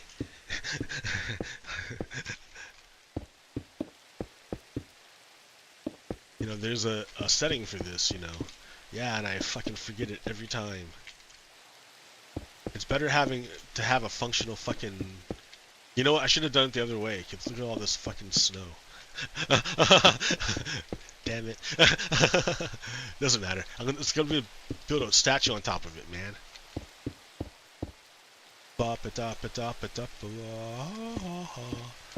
ba ba da ba ba da ba da ba da ha ha ha. Justice. Da ba da da da da da da ha ha ha. Ba ba da ba. Ba ba da ba ba da ba ba ba ba da ba. Discretion. Ba ba da ba. Ba ba da ba. Ba ba da ba ba da ba ba da.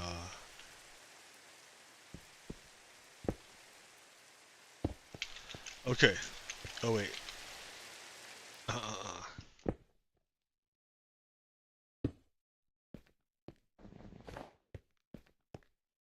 Ina. Maybe I should have done it this way, the divide, but oh well, that's the way it came out. Okay, what's my next thing? That was awesome, right? That's awesome. I get to like learn about like my heritage that I had no idea about. But you know what I want to do is like bring you on back to that idea of making a just society. A just society is a society where no matter where you land on, you're gonna be okay. No matter where you land, you're gonna be okay.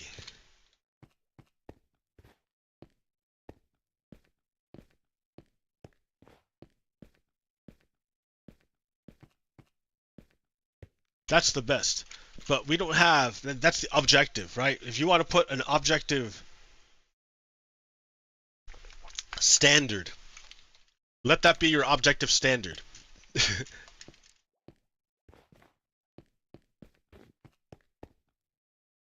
Does your system, like, if you were to fall at random into the system, would you be okay with where you land?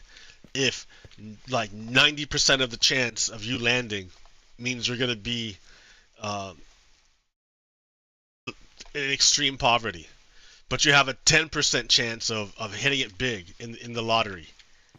Like, or is that a justice? Like, or would you rather have a society where it's more like, yeah, you have like a one, like a zero, like a 1% chance. You have like a 1% chance of hitting the lottery, but you only have like a 10% chance of falling into the poverty, the homeless side, and all the rest of it is pretty okay, right? Varying degrees of okay. How okay is another question, right? But like that's the goal, right? The goal is to make a just society, because we're talking about justice, right? You can't have freedom without justice. How much freedom do you have in a system where your best chance, like at best, was to be born rich, and otherwise you're doomed to poverty? I mean, like, everyone wants to say that, oh, no, there's social mobility in the United States, but we're literally watching a wealth transfer from the poorest people, their healthcare, to the richest people, Elon Musk. Like, we're literally watching it happen in real time. So, yeah, like, I'm of the idea that the government itself is real, but not, but it's not malicious. Like, it's a machine. Like, in the way a gun is not evil in and of itself, right? To have evilness, you have to have intent. Maybe if you make something and you imbue your intent into the thing that you're making, perhaps then it can be malevolent. But things by themselves are just things. Like, it's how you use it. And who uses it? It's the entity with free will. It's the actor. It's the free agent. It's the entity with the agency to enact its will on the field. Like, I don't know, what do you want me to say? Like,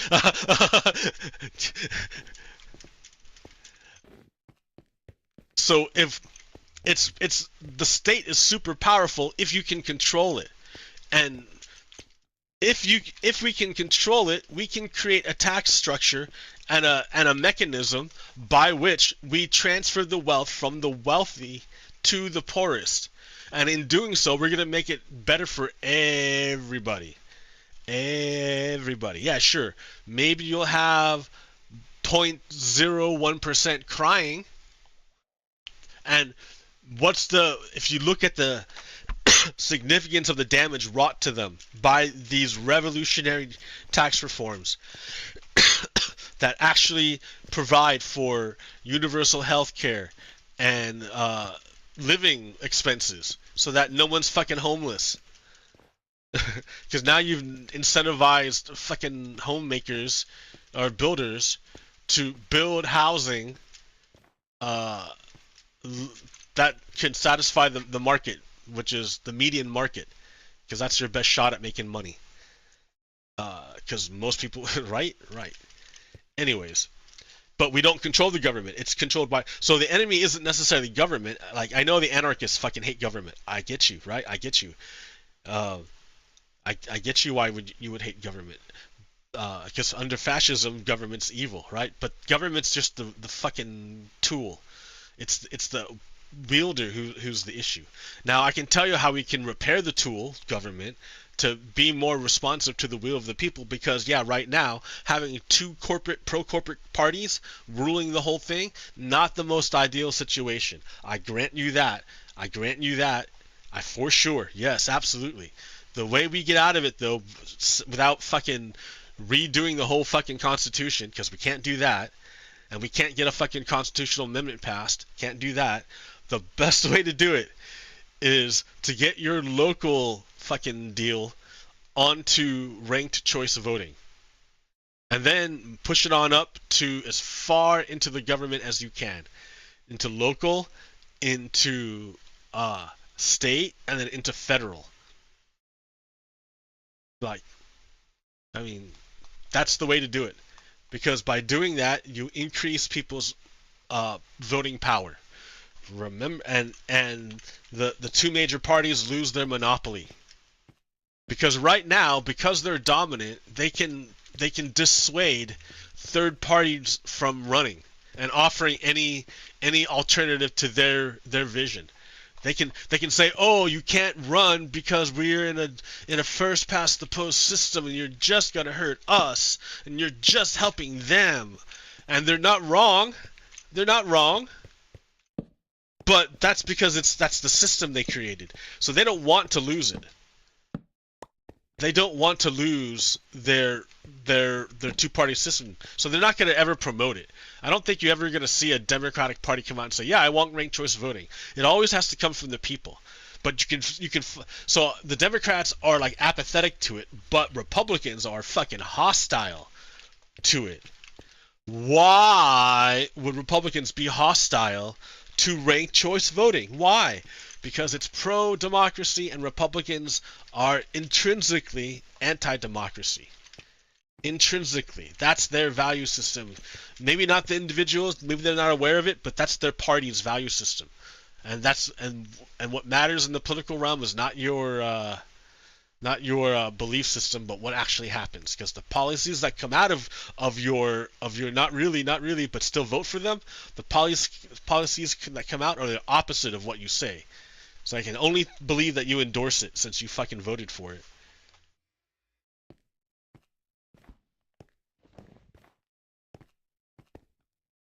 So anyways, where am I at?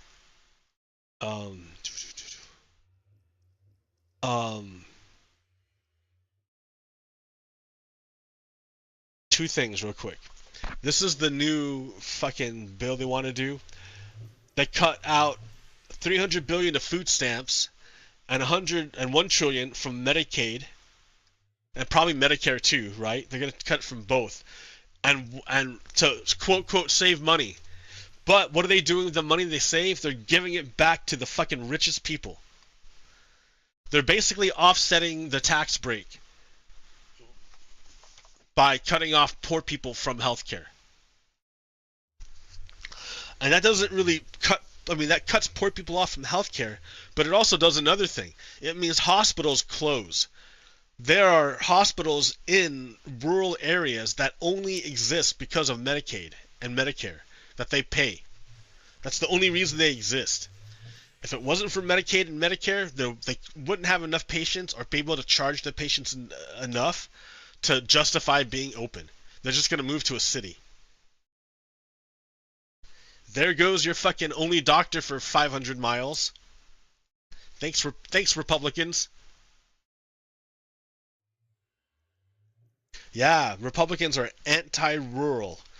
Like, I don't know why or who propagates this fucking delusion that Republicans are pro-rural. They're pro-capital.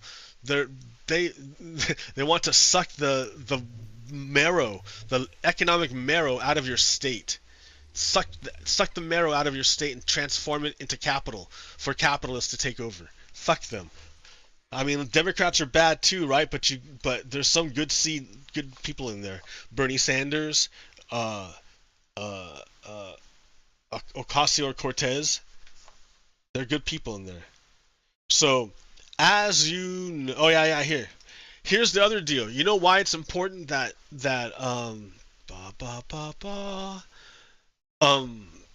we address fossil fuels because of global climate change. Like right now, it's January or June 8th, and it's gonna be like 97 degrees today in Salem, Oregon. That's absurd, man. That's fucking super hot. It's gonna set records and shit again. Every summer is gonna get hotter than the last summer. It's gonna suck. Like maybe you'll get a few cold summers, like here and there, but by and large, it's gonna be hot fucking summers. And that's going to change the environment.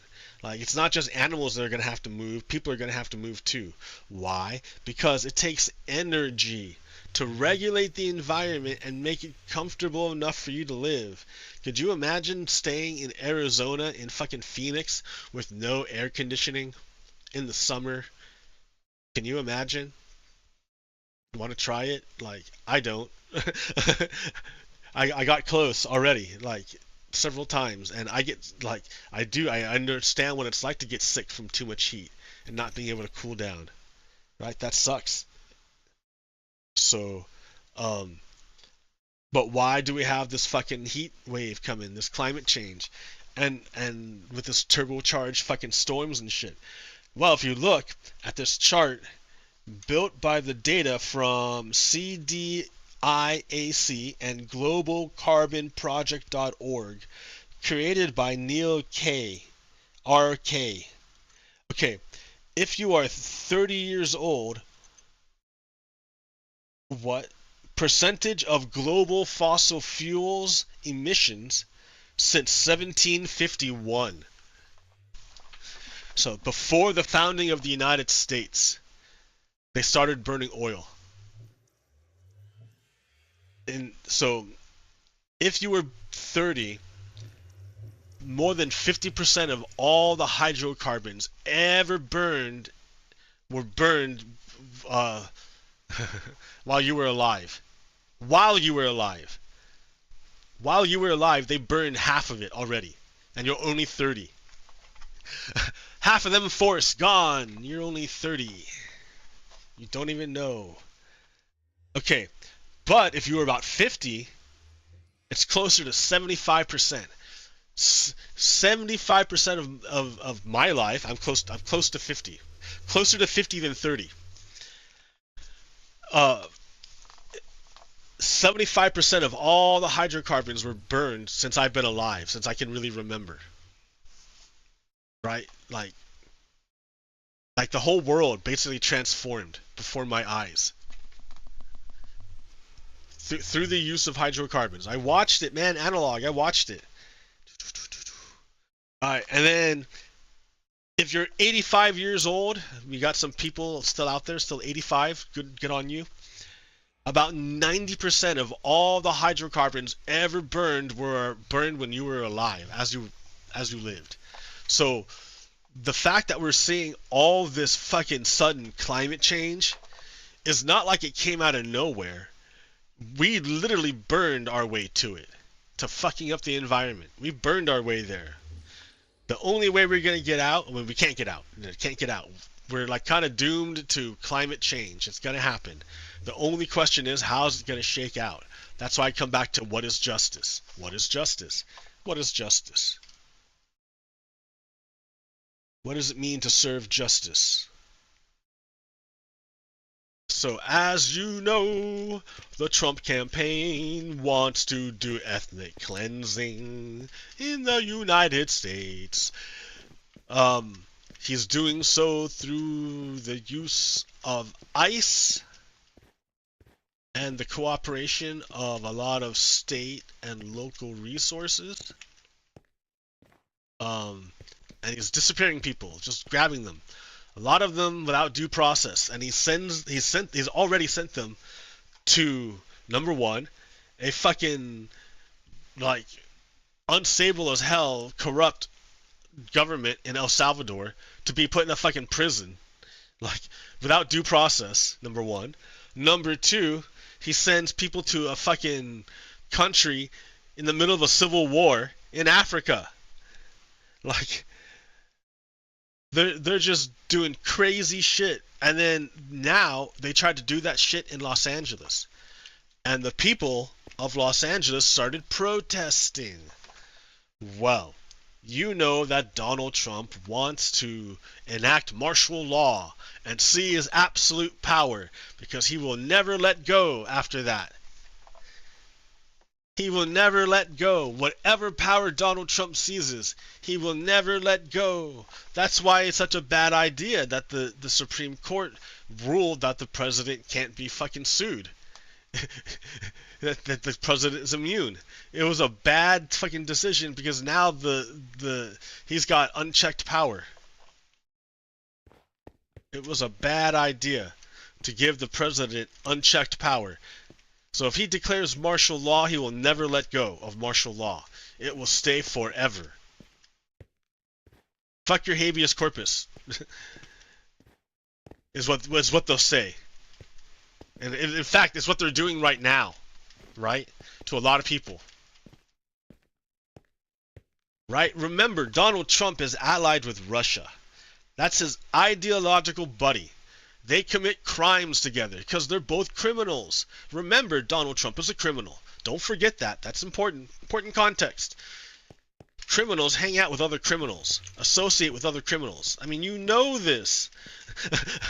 Why do I have to spell it out for you? Why do I have to draw it out for you? You should be like, connect the dots. Donald Trump is a bad guy. Over and over again. Why do you talk shit about the Proud Boys? Because they're a fucking gang. They're a gang that was used to try to overthrow the United States on January 6th. Their leader went to prison for a seditious conspiracy. 22 years. Only out because he was granted a pardon by his fucking co-conspirator Donald Trump, who never went to fucking trial because the fucking, mainly the white people, fucking gave him the win and got him out of it. They didn't even want to find out. They didn't even want to find out. The white people didn't even want to find out. They just wanted to fucking give him the reins. I keep saying the white people, but what am I gonna do? I'm half white, right? That's like all I know, really, other than the little shit I picked up here and there. I pass. I'm passable. Passable. Passable white.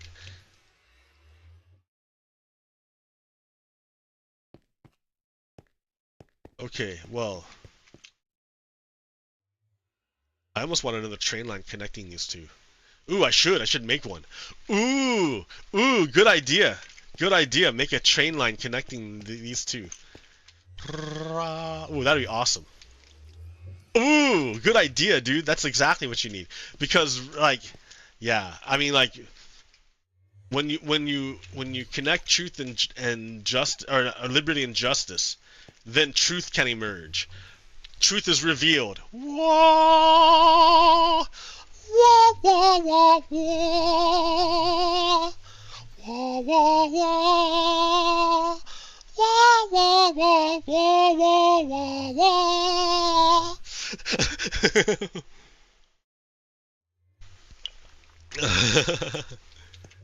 Wow.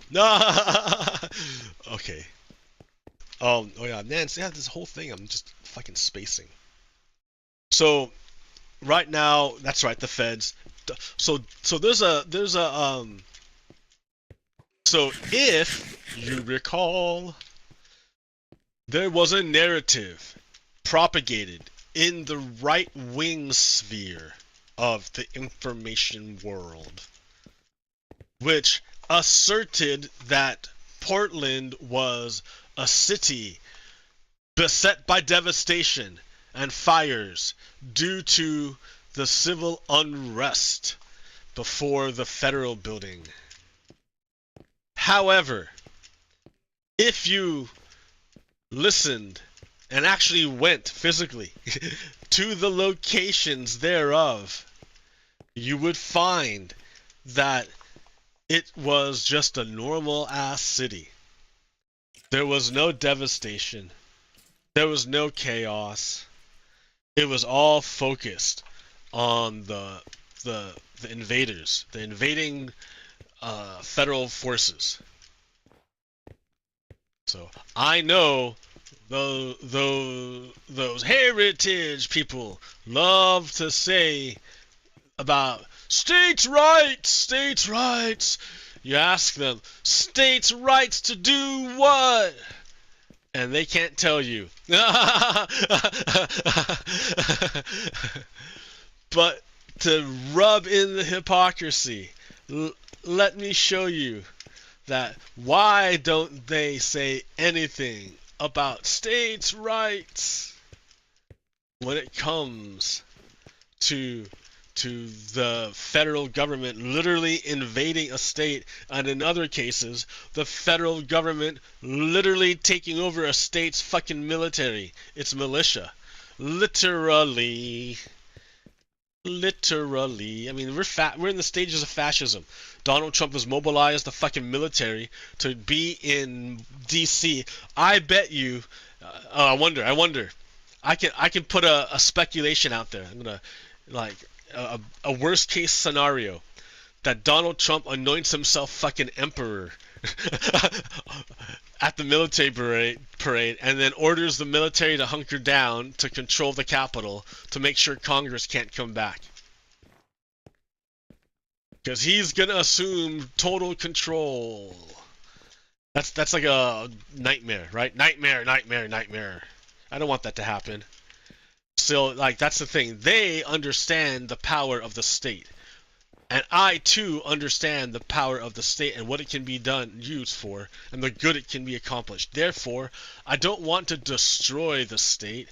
I want to seize control of the state. The way you seize control of the state is through superior organization and communication of values and self-interest. Self-interest is important because if you can show a person why it's in their self-interest to propagate democracy and participate, then you strengthen your overall case and power base, basically. Inoculate the people so they don't succumb to the mind virus that is fascism.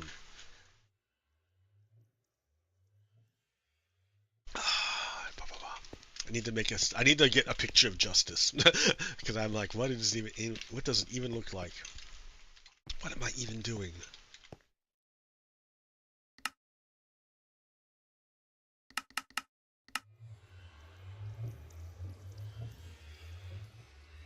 What am I even doing?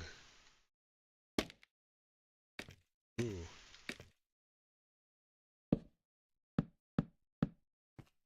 Ta-da!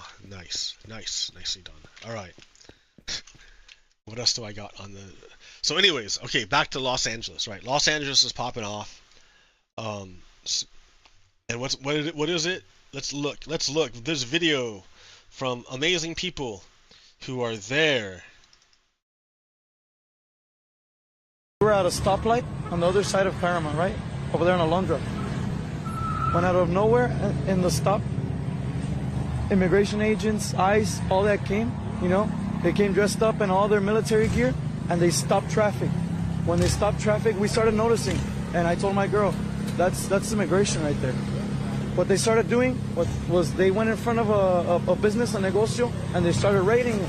They started bringing people out in vans. Once they started doing that, that's when everybody knew, you know, what was going on. And everybody was there in the traffic jam. Everybody, right? You're stuck in your car, in your vehicle. When they saw us looking at them doing all that, that's when they started throwing tear gas. Everybody was still in their vehicles. As soon as one of the tear guns, you said who was behind you? Behind us, there was a woman and her young daughter. She was around 13.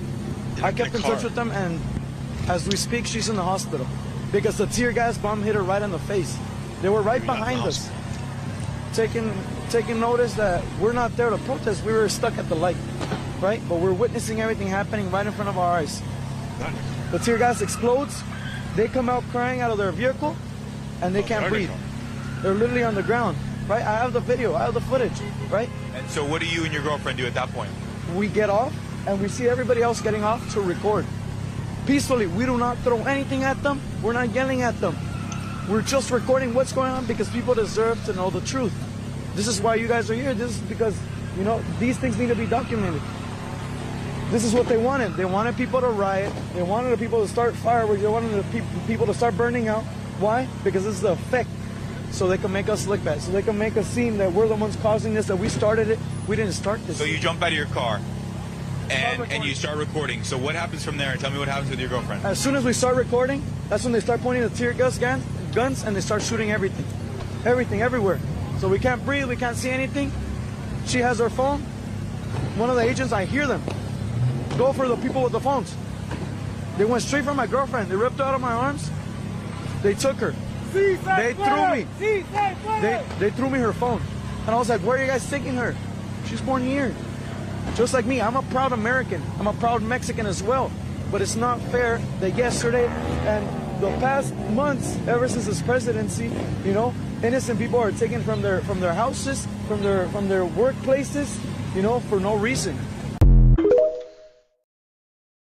Word. Word.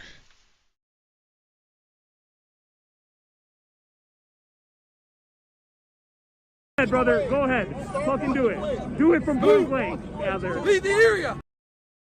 Look at this cop. I will, but go ahead. Go ahead, dude. Raise that fucking gun to me again. Let's move. Let's move. You gotta chill the fuck out, Al. Chill the fuck out. Chill the fuck. Chill the fuck out. Chill the fuck out. Chill out. Back down, Adler, you little fucking bitch. You're a little punk.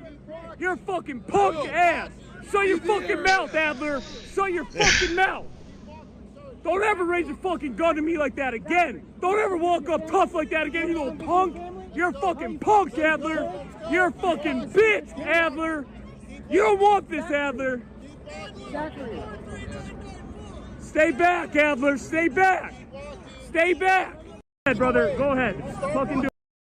Fuck these cops. Fuck them. Right? Look at him, the way he fucking pointed a gun. Point blank at this guy. Point blank. Point blank. Shot him at fucking pointing at his head. Point blank.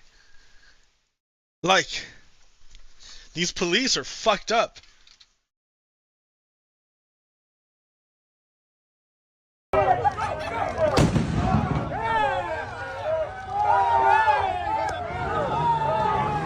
What's going on here?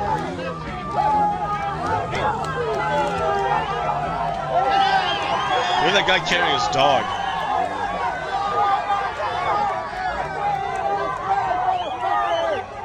Look at all the military gear they have, man. They're all like just in military. Oh, now they're shooting.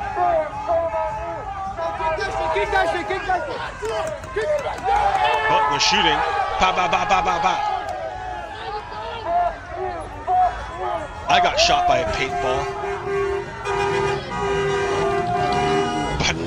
From who? The fucking Proud Boys. The Proud Boys shot me with their fucking paintball. It wasn't a paintball, it was a plastic ball. Fuck the Proud Boys. Yeah, I talk shit.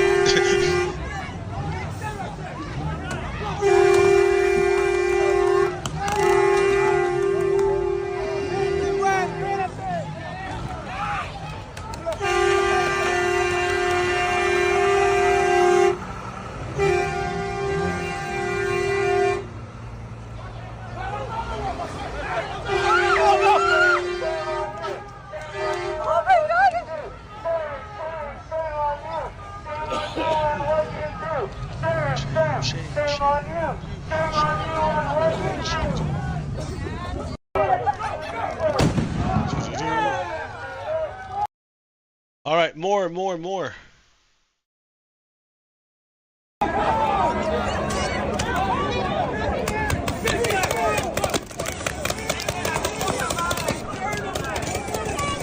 I wonder why it's so fucking choppy.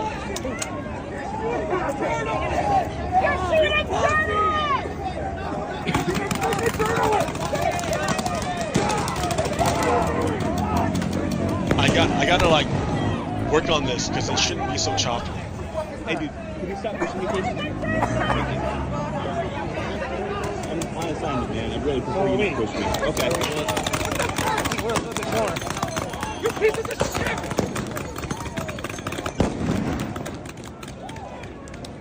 Look at that, dude, the way they shoot.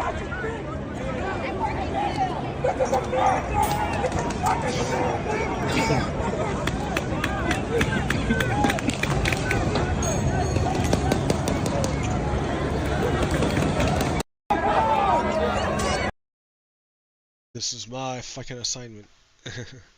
So it's not like a nice thing get shot in the face, right? Those less than lethal munitions still will fucking fuck your day up if you get hit in the face. So This is my deal, right? The best place to get coverage of the protests in LA is from video from individuals on the scene. The totalitarian government is lying about them, and the traditional media is largely unreliable, complicit or fatuously both sidesy.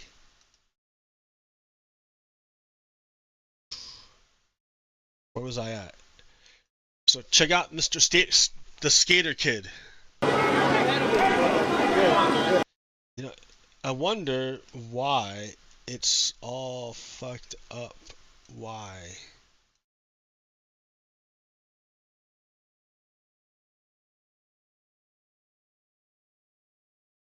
What is causing the fucking...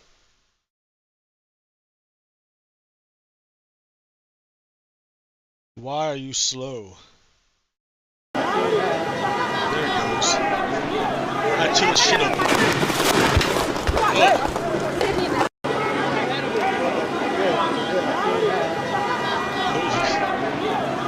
So he's gonna kick back the thing, and they fucking open fire and shoot. So he went back to kick the tear gas canister back at them, and they fucking unloaded. Man, did you hear all those cops shooting their guns? They were waiting for that moment. They could not wait for that moment.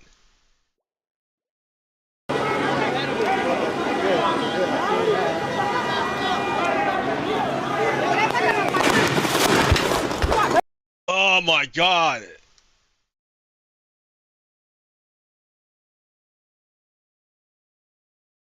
There it is. There's that one. It came from this guy here. It came from that guy right there. So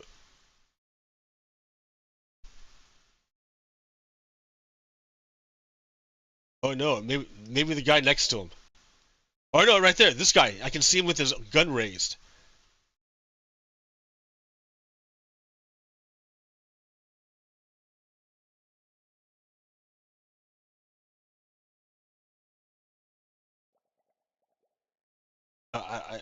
I don't see it. Maybe I can play it slow. Play it back slower. Playback.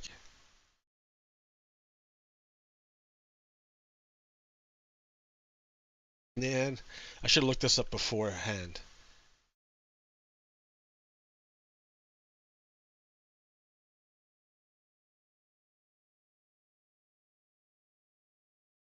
Video frame. Full screen top. All right. Well, I'm not doing it now. Audio track, video track.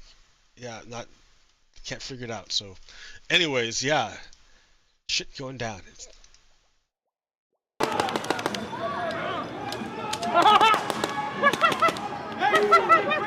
Can't even do his shit! What the fuck?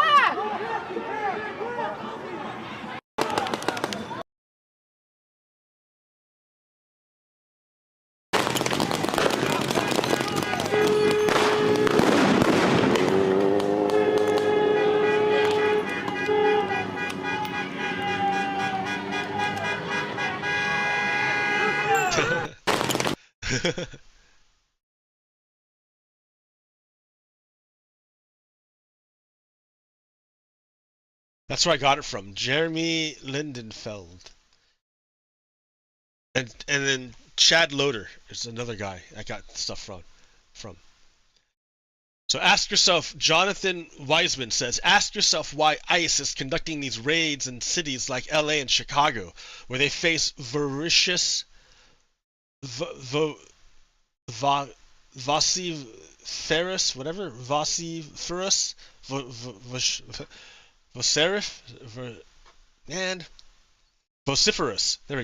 vociferous opposition, but hinges agribusiness in places like huge agribusiness in places like Christie Noam, South Dakota, go untouched. Why? We all know why. Racism. Well, because those are actually Republican-held countries or states, so they don't go there. They don't go to the Republican-held states.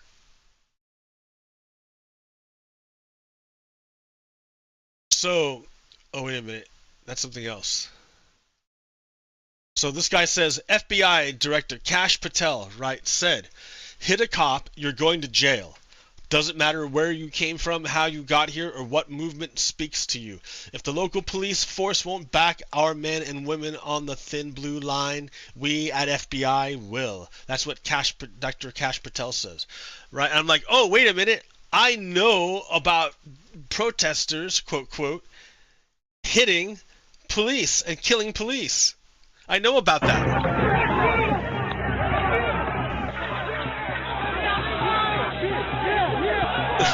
Multiple capital injuries. Multiple capital injuries.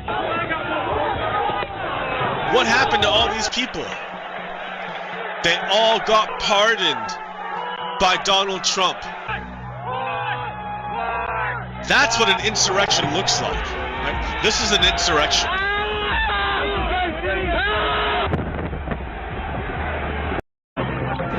That's an insurrection. Alright, what's going on in Los Angeles is nowhere near an insurrection. But Donald Trump is trying to use his fucking powers of spectacle to make it something that it's not really, that's not true. Through lies. Through lies. Trump offers long-promised pardons to some 1,500 January 6 rioters. President Trump issued pardons for some 1,500 defendants who participated in the siege on the U.S. Capitol 4 years ago, including the leader of the far-right group, fulfilling a campaign promise to exercise executive clemency on behalf of the people he's called, quote, patriots and, quote, hostages. So those people that you saw hitting with the cops and with pepper spray and shit like that, and flagpoles and shit like that, and the cops died and shit, that's okay to Donald Trump. That's not an insurrection to Donald Trump. But what the protesters are doing, which is protesting fucking human trafficking and the unconstitutional reign and invasion of California, which they're legally allowed to do. You're allowed to protest. It's their constitutional right. But Donald Trump can't abide by that. No sirree. He's a fucking dictator wannabe. No one can protest my policies. Fuck you, Donald Trump. Piece of shit.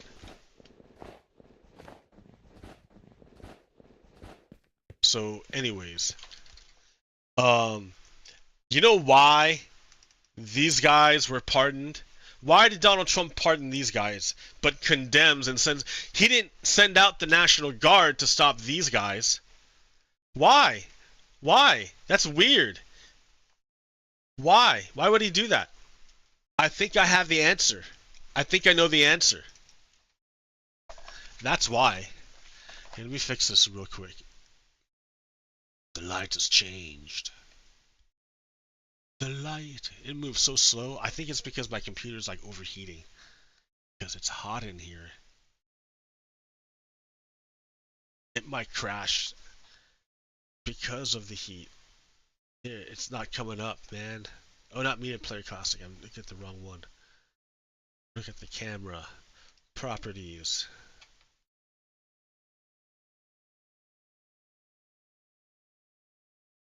No, not Media Player Classic. Why'd you keep doing that? There we go.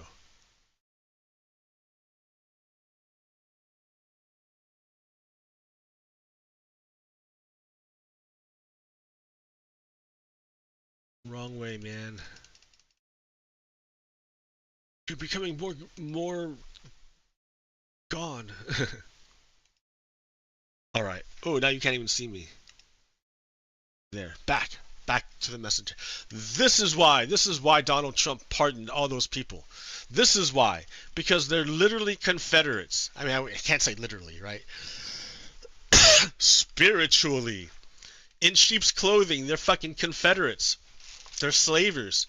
They're fucking slavers, man. That's why. Donald Trump fucking pardoned them because he's a slaver. That's why he's fucking shipping humans without due process, because he's a slaver, enacting slaver ideology. They're slavers. To be Republican is to be a slaver. That's the truth. Oh, I don't want to. I don't want to like get into him. I could get like in trouble for that. But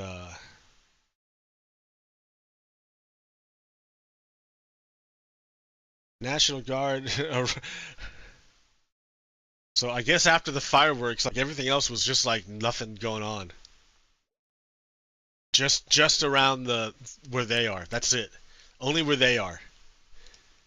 Only where the feds are. If the feds weren't there, it wouldn't be there.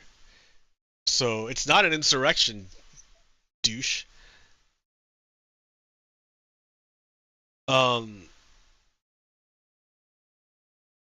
Let's see. Remember Portland, right? So I guess you can look at Portland as being the last time they tried this, and you can look at what happened in Portland. Oh no, dude, what are you doing? You were supposed to open with something else. Open with.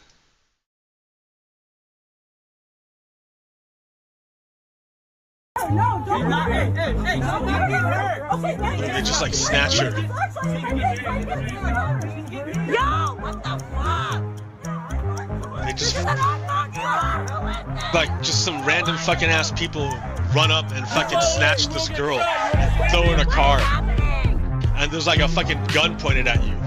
2 M16s or like 2 assault rifles pointed at you. You have to tell us where you're taking her. Where are you going?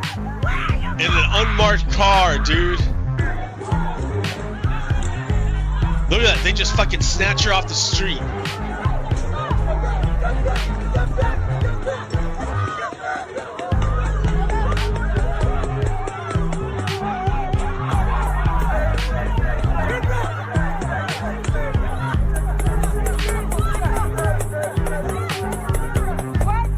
They just fucking snatched her, just fucking out of nowhere. This is the last time. So like, it's not like be unexpected. The fascists are gonna fucking do it again, but it's gonna be worse. What are you doing? Use your words, what are you doing? Use your words, what are you doing? I haven't done anything wrong. Use your words. What is Who the fuck going are on? they, dude? Who are you? NLG will get you out. What's your name? Tell us your name. Okay, you're fine, we'll get you out. We got you, friend. Holy shit. It's just some fucking random ass car in a random fucking van. They just like kidnap people. How are we supposed to know you're not kidnapping us and you're civilians kidnapping us? We first saw them in the streets of Washington, D.C. last month. Mystery federal officers in unmarked military-style uniforms protecting federal buildings while wearing no identifying insignia badges or other markings. Now, this week, federal officers have apparently been using unmarked vehicles to grab protesters off the streets in Portland, Oregon. Now 50 days and counting into demonstrations there in response to the killing of George Floyd. The first accounts of this on social media were alarming to see. Oregon Public Broadcasting chased the story down, reporting, quote, federal law enforcement officers have been using unmarked vehicles to drive around downtown Portland and detain protesters since at least Tuesday. Personal accounts and multiple videos posted online show the officers driving up to people, detaining individuals with no explanation about why they're being arrested, and driving off. One protester who had been picked up told the Washington Post, quote, I was terrified. It was like being preyed upon. The protests against racism and police brutality, which started in May, have largely been peaceful. I straight up stole this video. I should fucking stop. I'm not gonna fucking play the whole video. But for an example, that's what they want to do. That, I mean, like,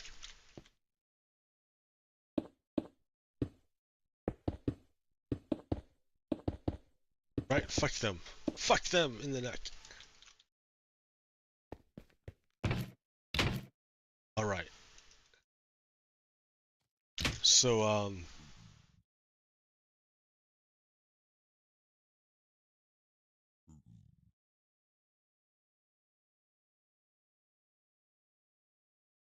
real quick. Oh no. 8 states seek to outlaw chemtrails, even though they aren't real.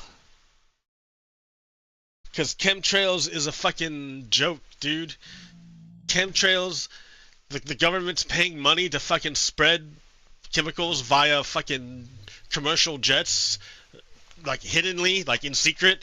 That's a fucking conspiracy theory. That's crazy. And it's debunked by science. It's just stupid. And yet they're signaling with it and saying, "Oh yeah, we're gonna fucking follow up on this bullshit." Man, like, it's bullshit. It's literally bullshit.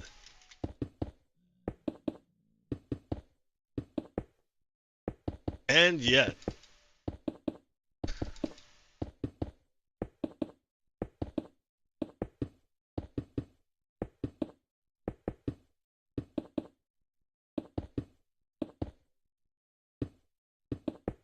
So, yeah.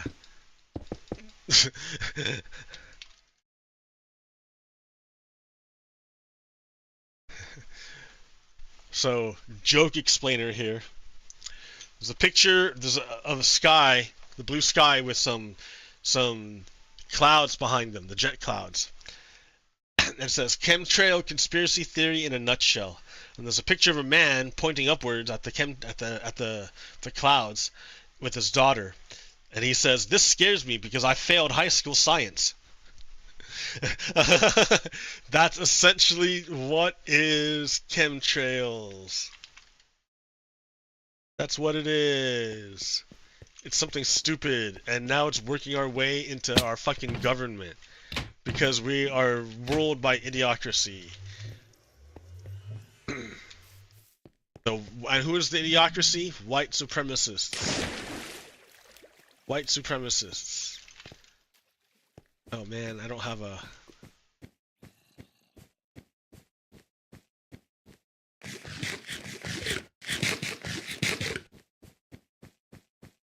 Running in the dark. Should probably put some torches down. I was gonna do it at every, yeah, I could do it now. Do it at every one of these guys.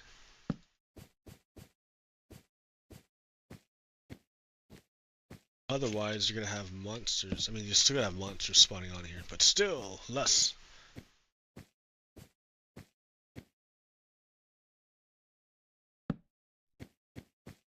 Ooh. I'm so hot right now, you don't even believe. I'm running this computer in a room and no air conditioning. It's 95 today. The sun's like shining on my wall. I can feel the heat radiating, and then my computer's just adding to it. Fans going full blast, trying to fucking cool the shit going here to produce this show, right? And I'm just sitting in it. Like, maybe I can spend more money for a nicer house to buy electricity, or to buy a air conditioning system for climate control, and then pay for the upkeep and the electricity. I would need more income. How do you get more income? Work more! Work more! I don't want to work more, man. I can't wait to not be at work. It's not that my job is bad and that I want to quit my job. It's not that at all. No. Not at all. I love being employed because I love the income that comes with it. So, and I also believe in the mission statement. Like I don't have it memorized, but I looked it over and like I agree with it. So yeah.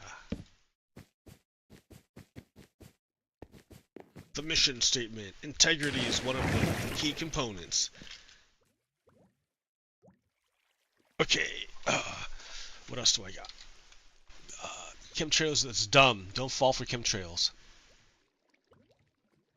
Wealth redistribution. What would Jesus do?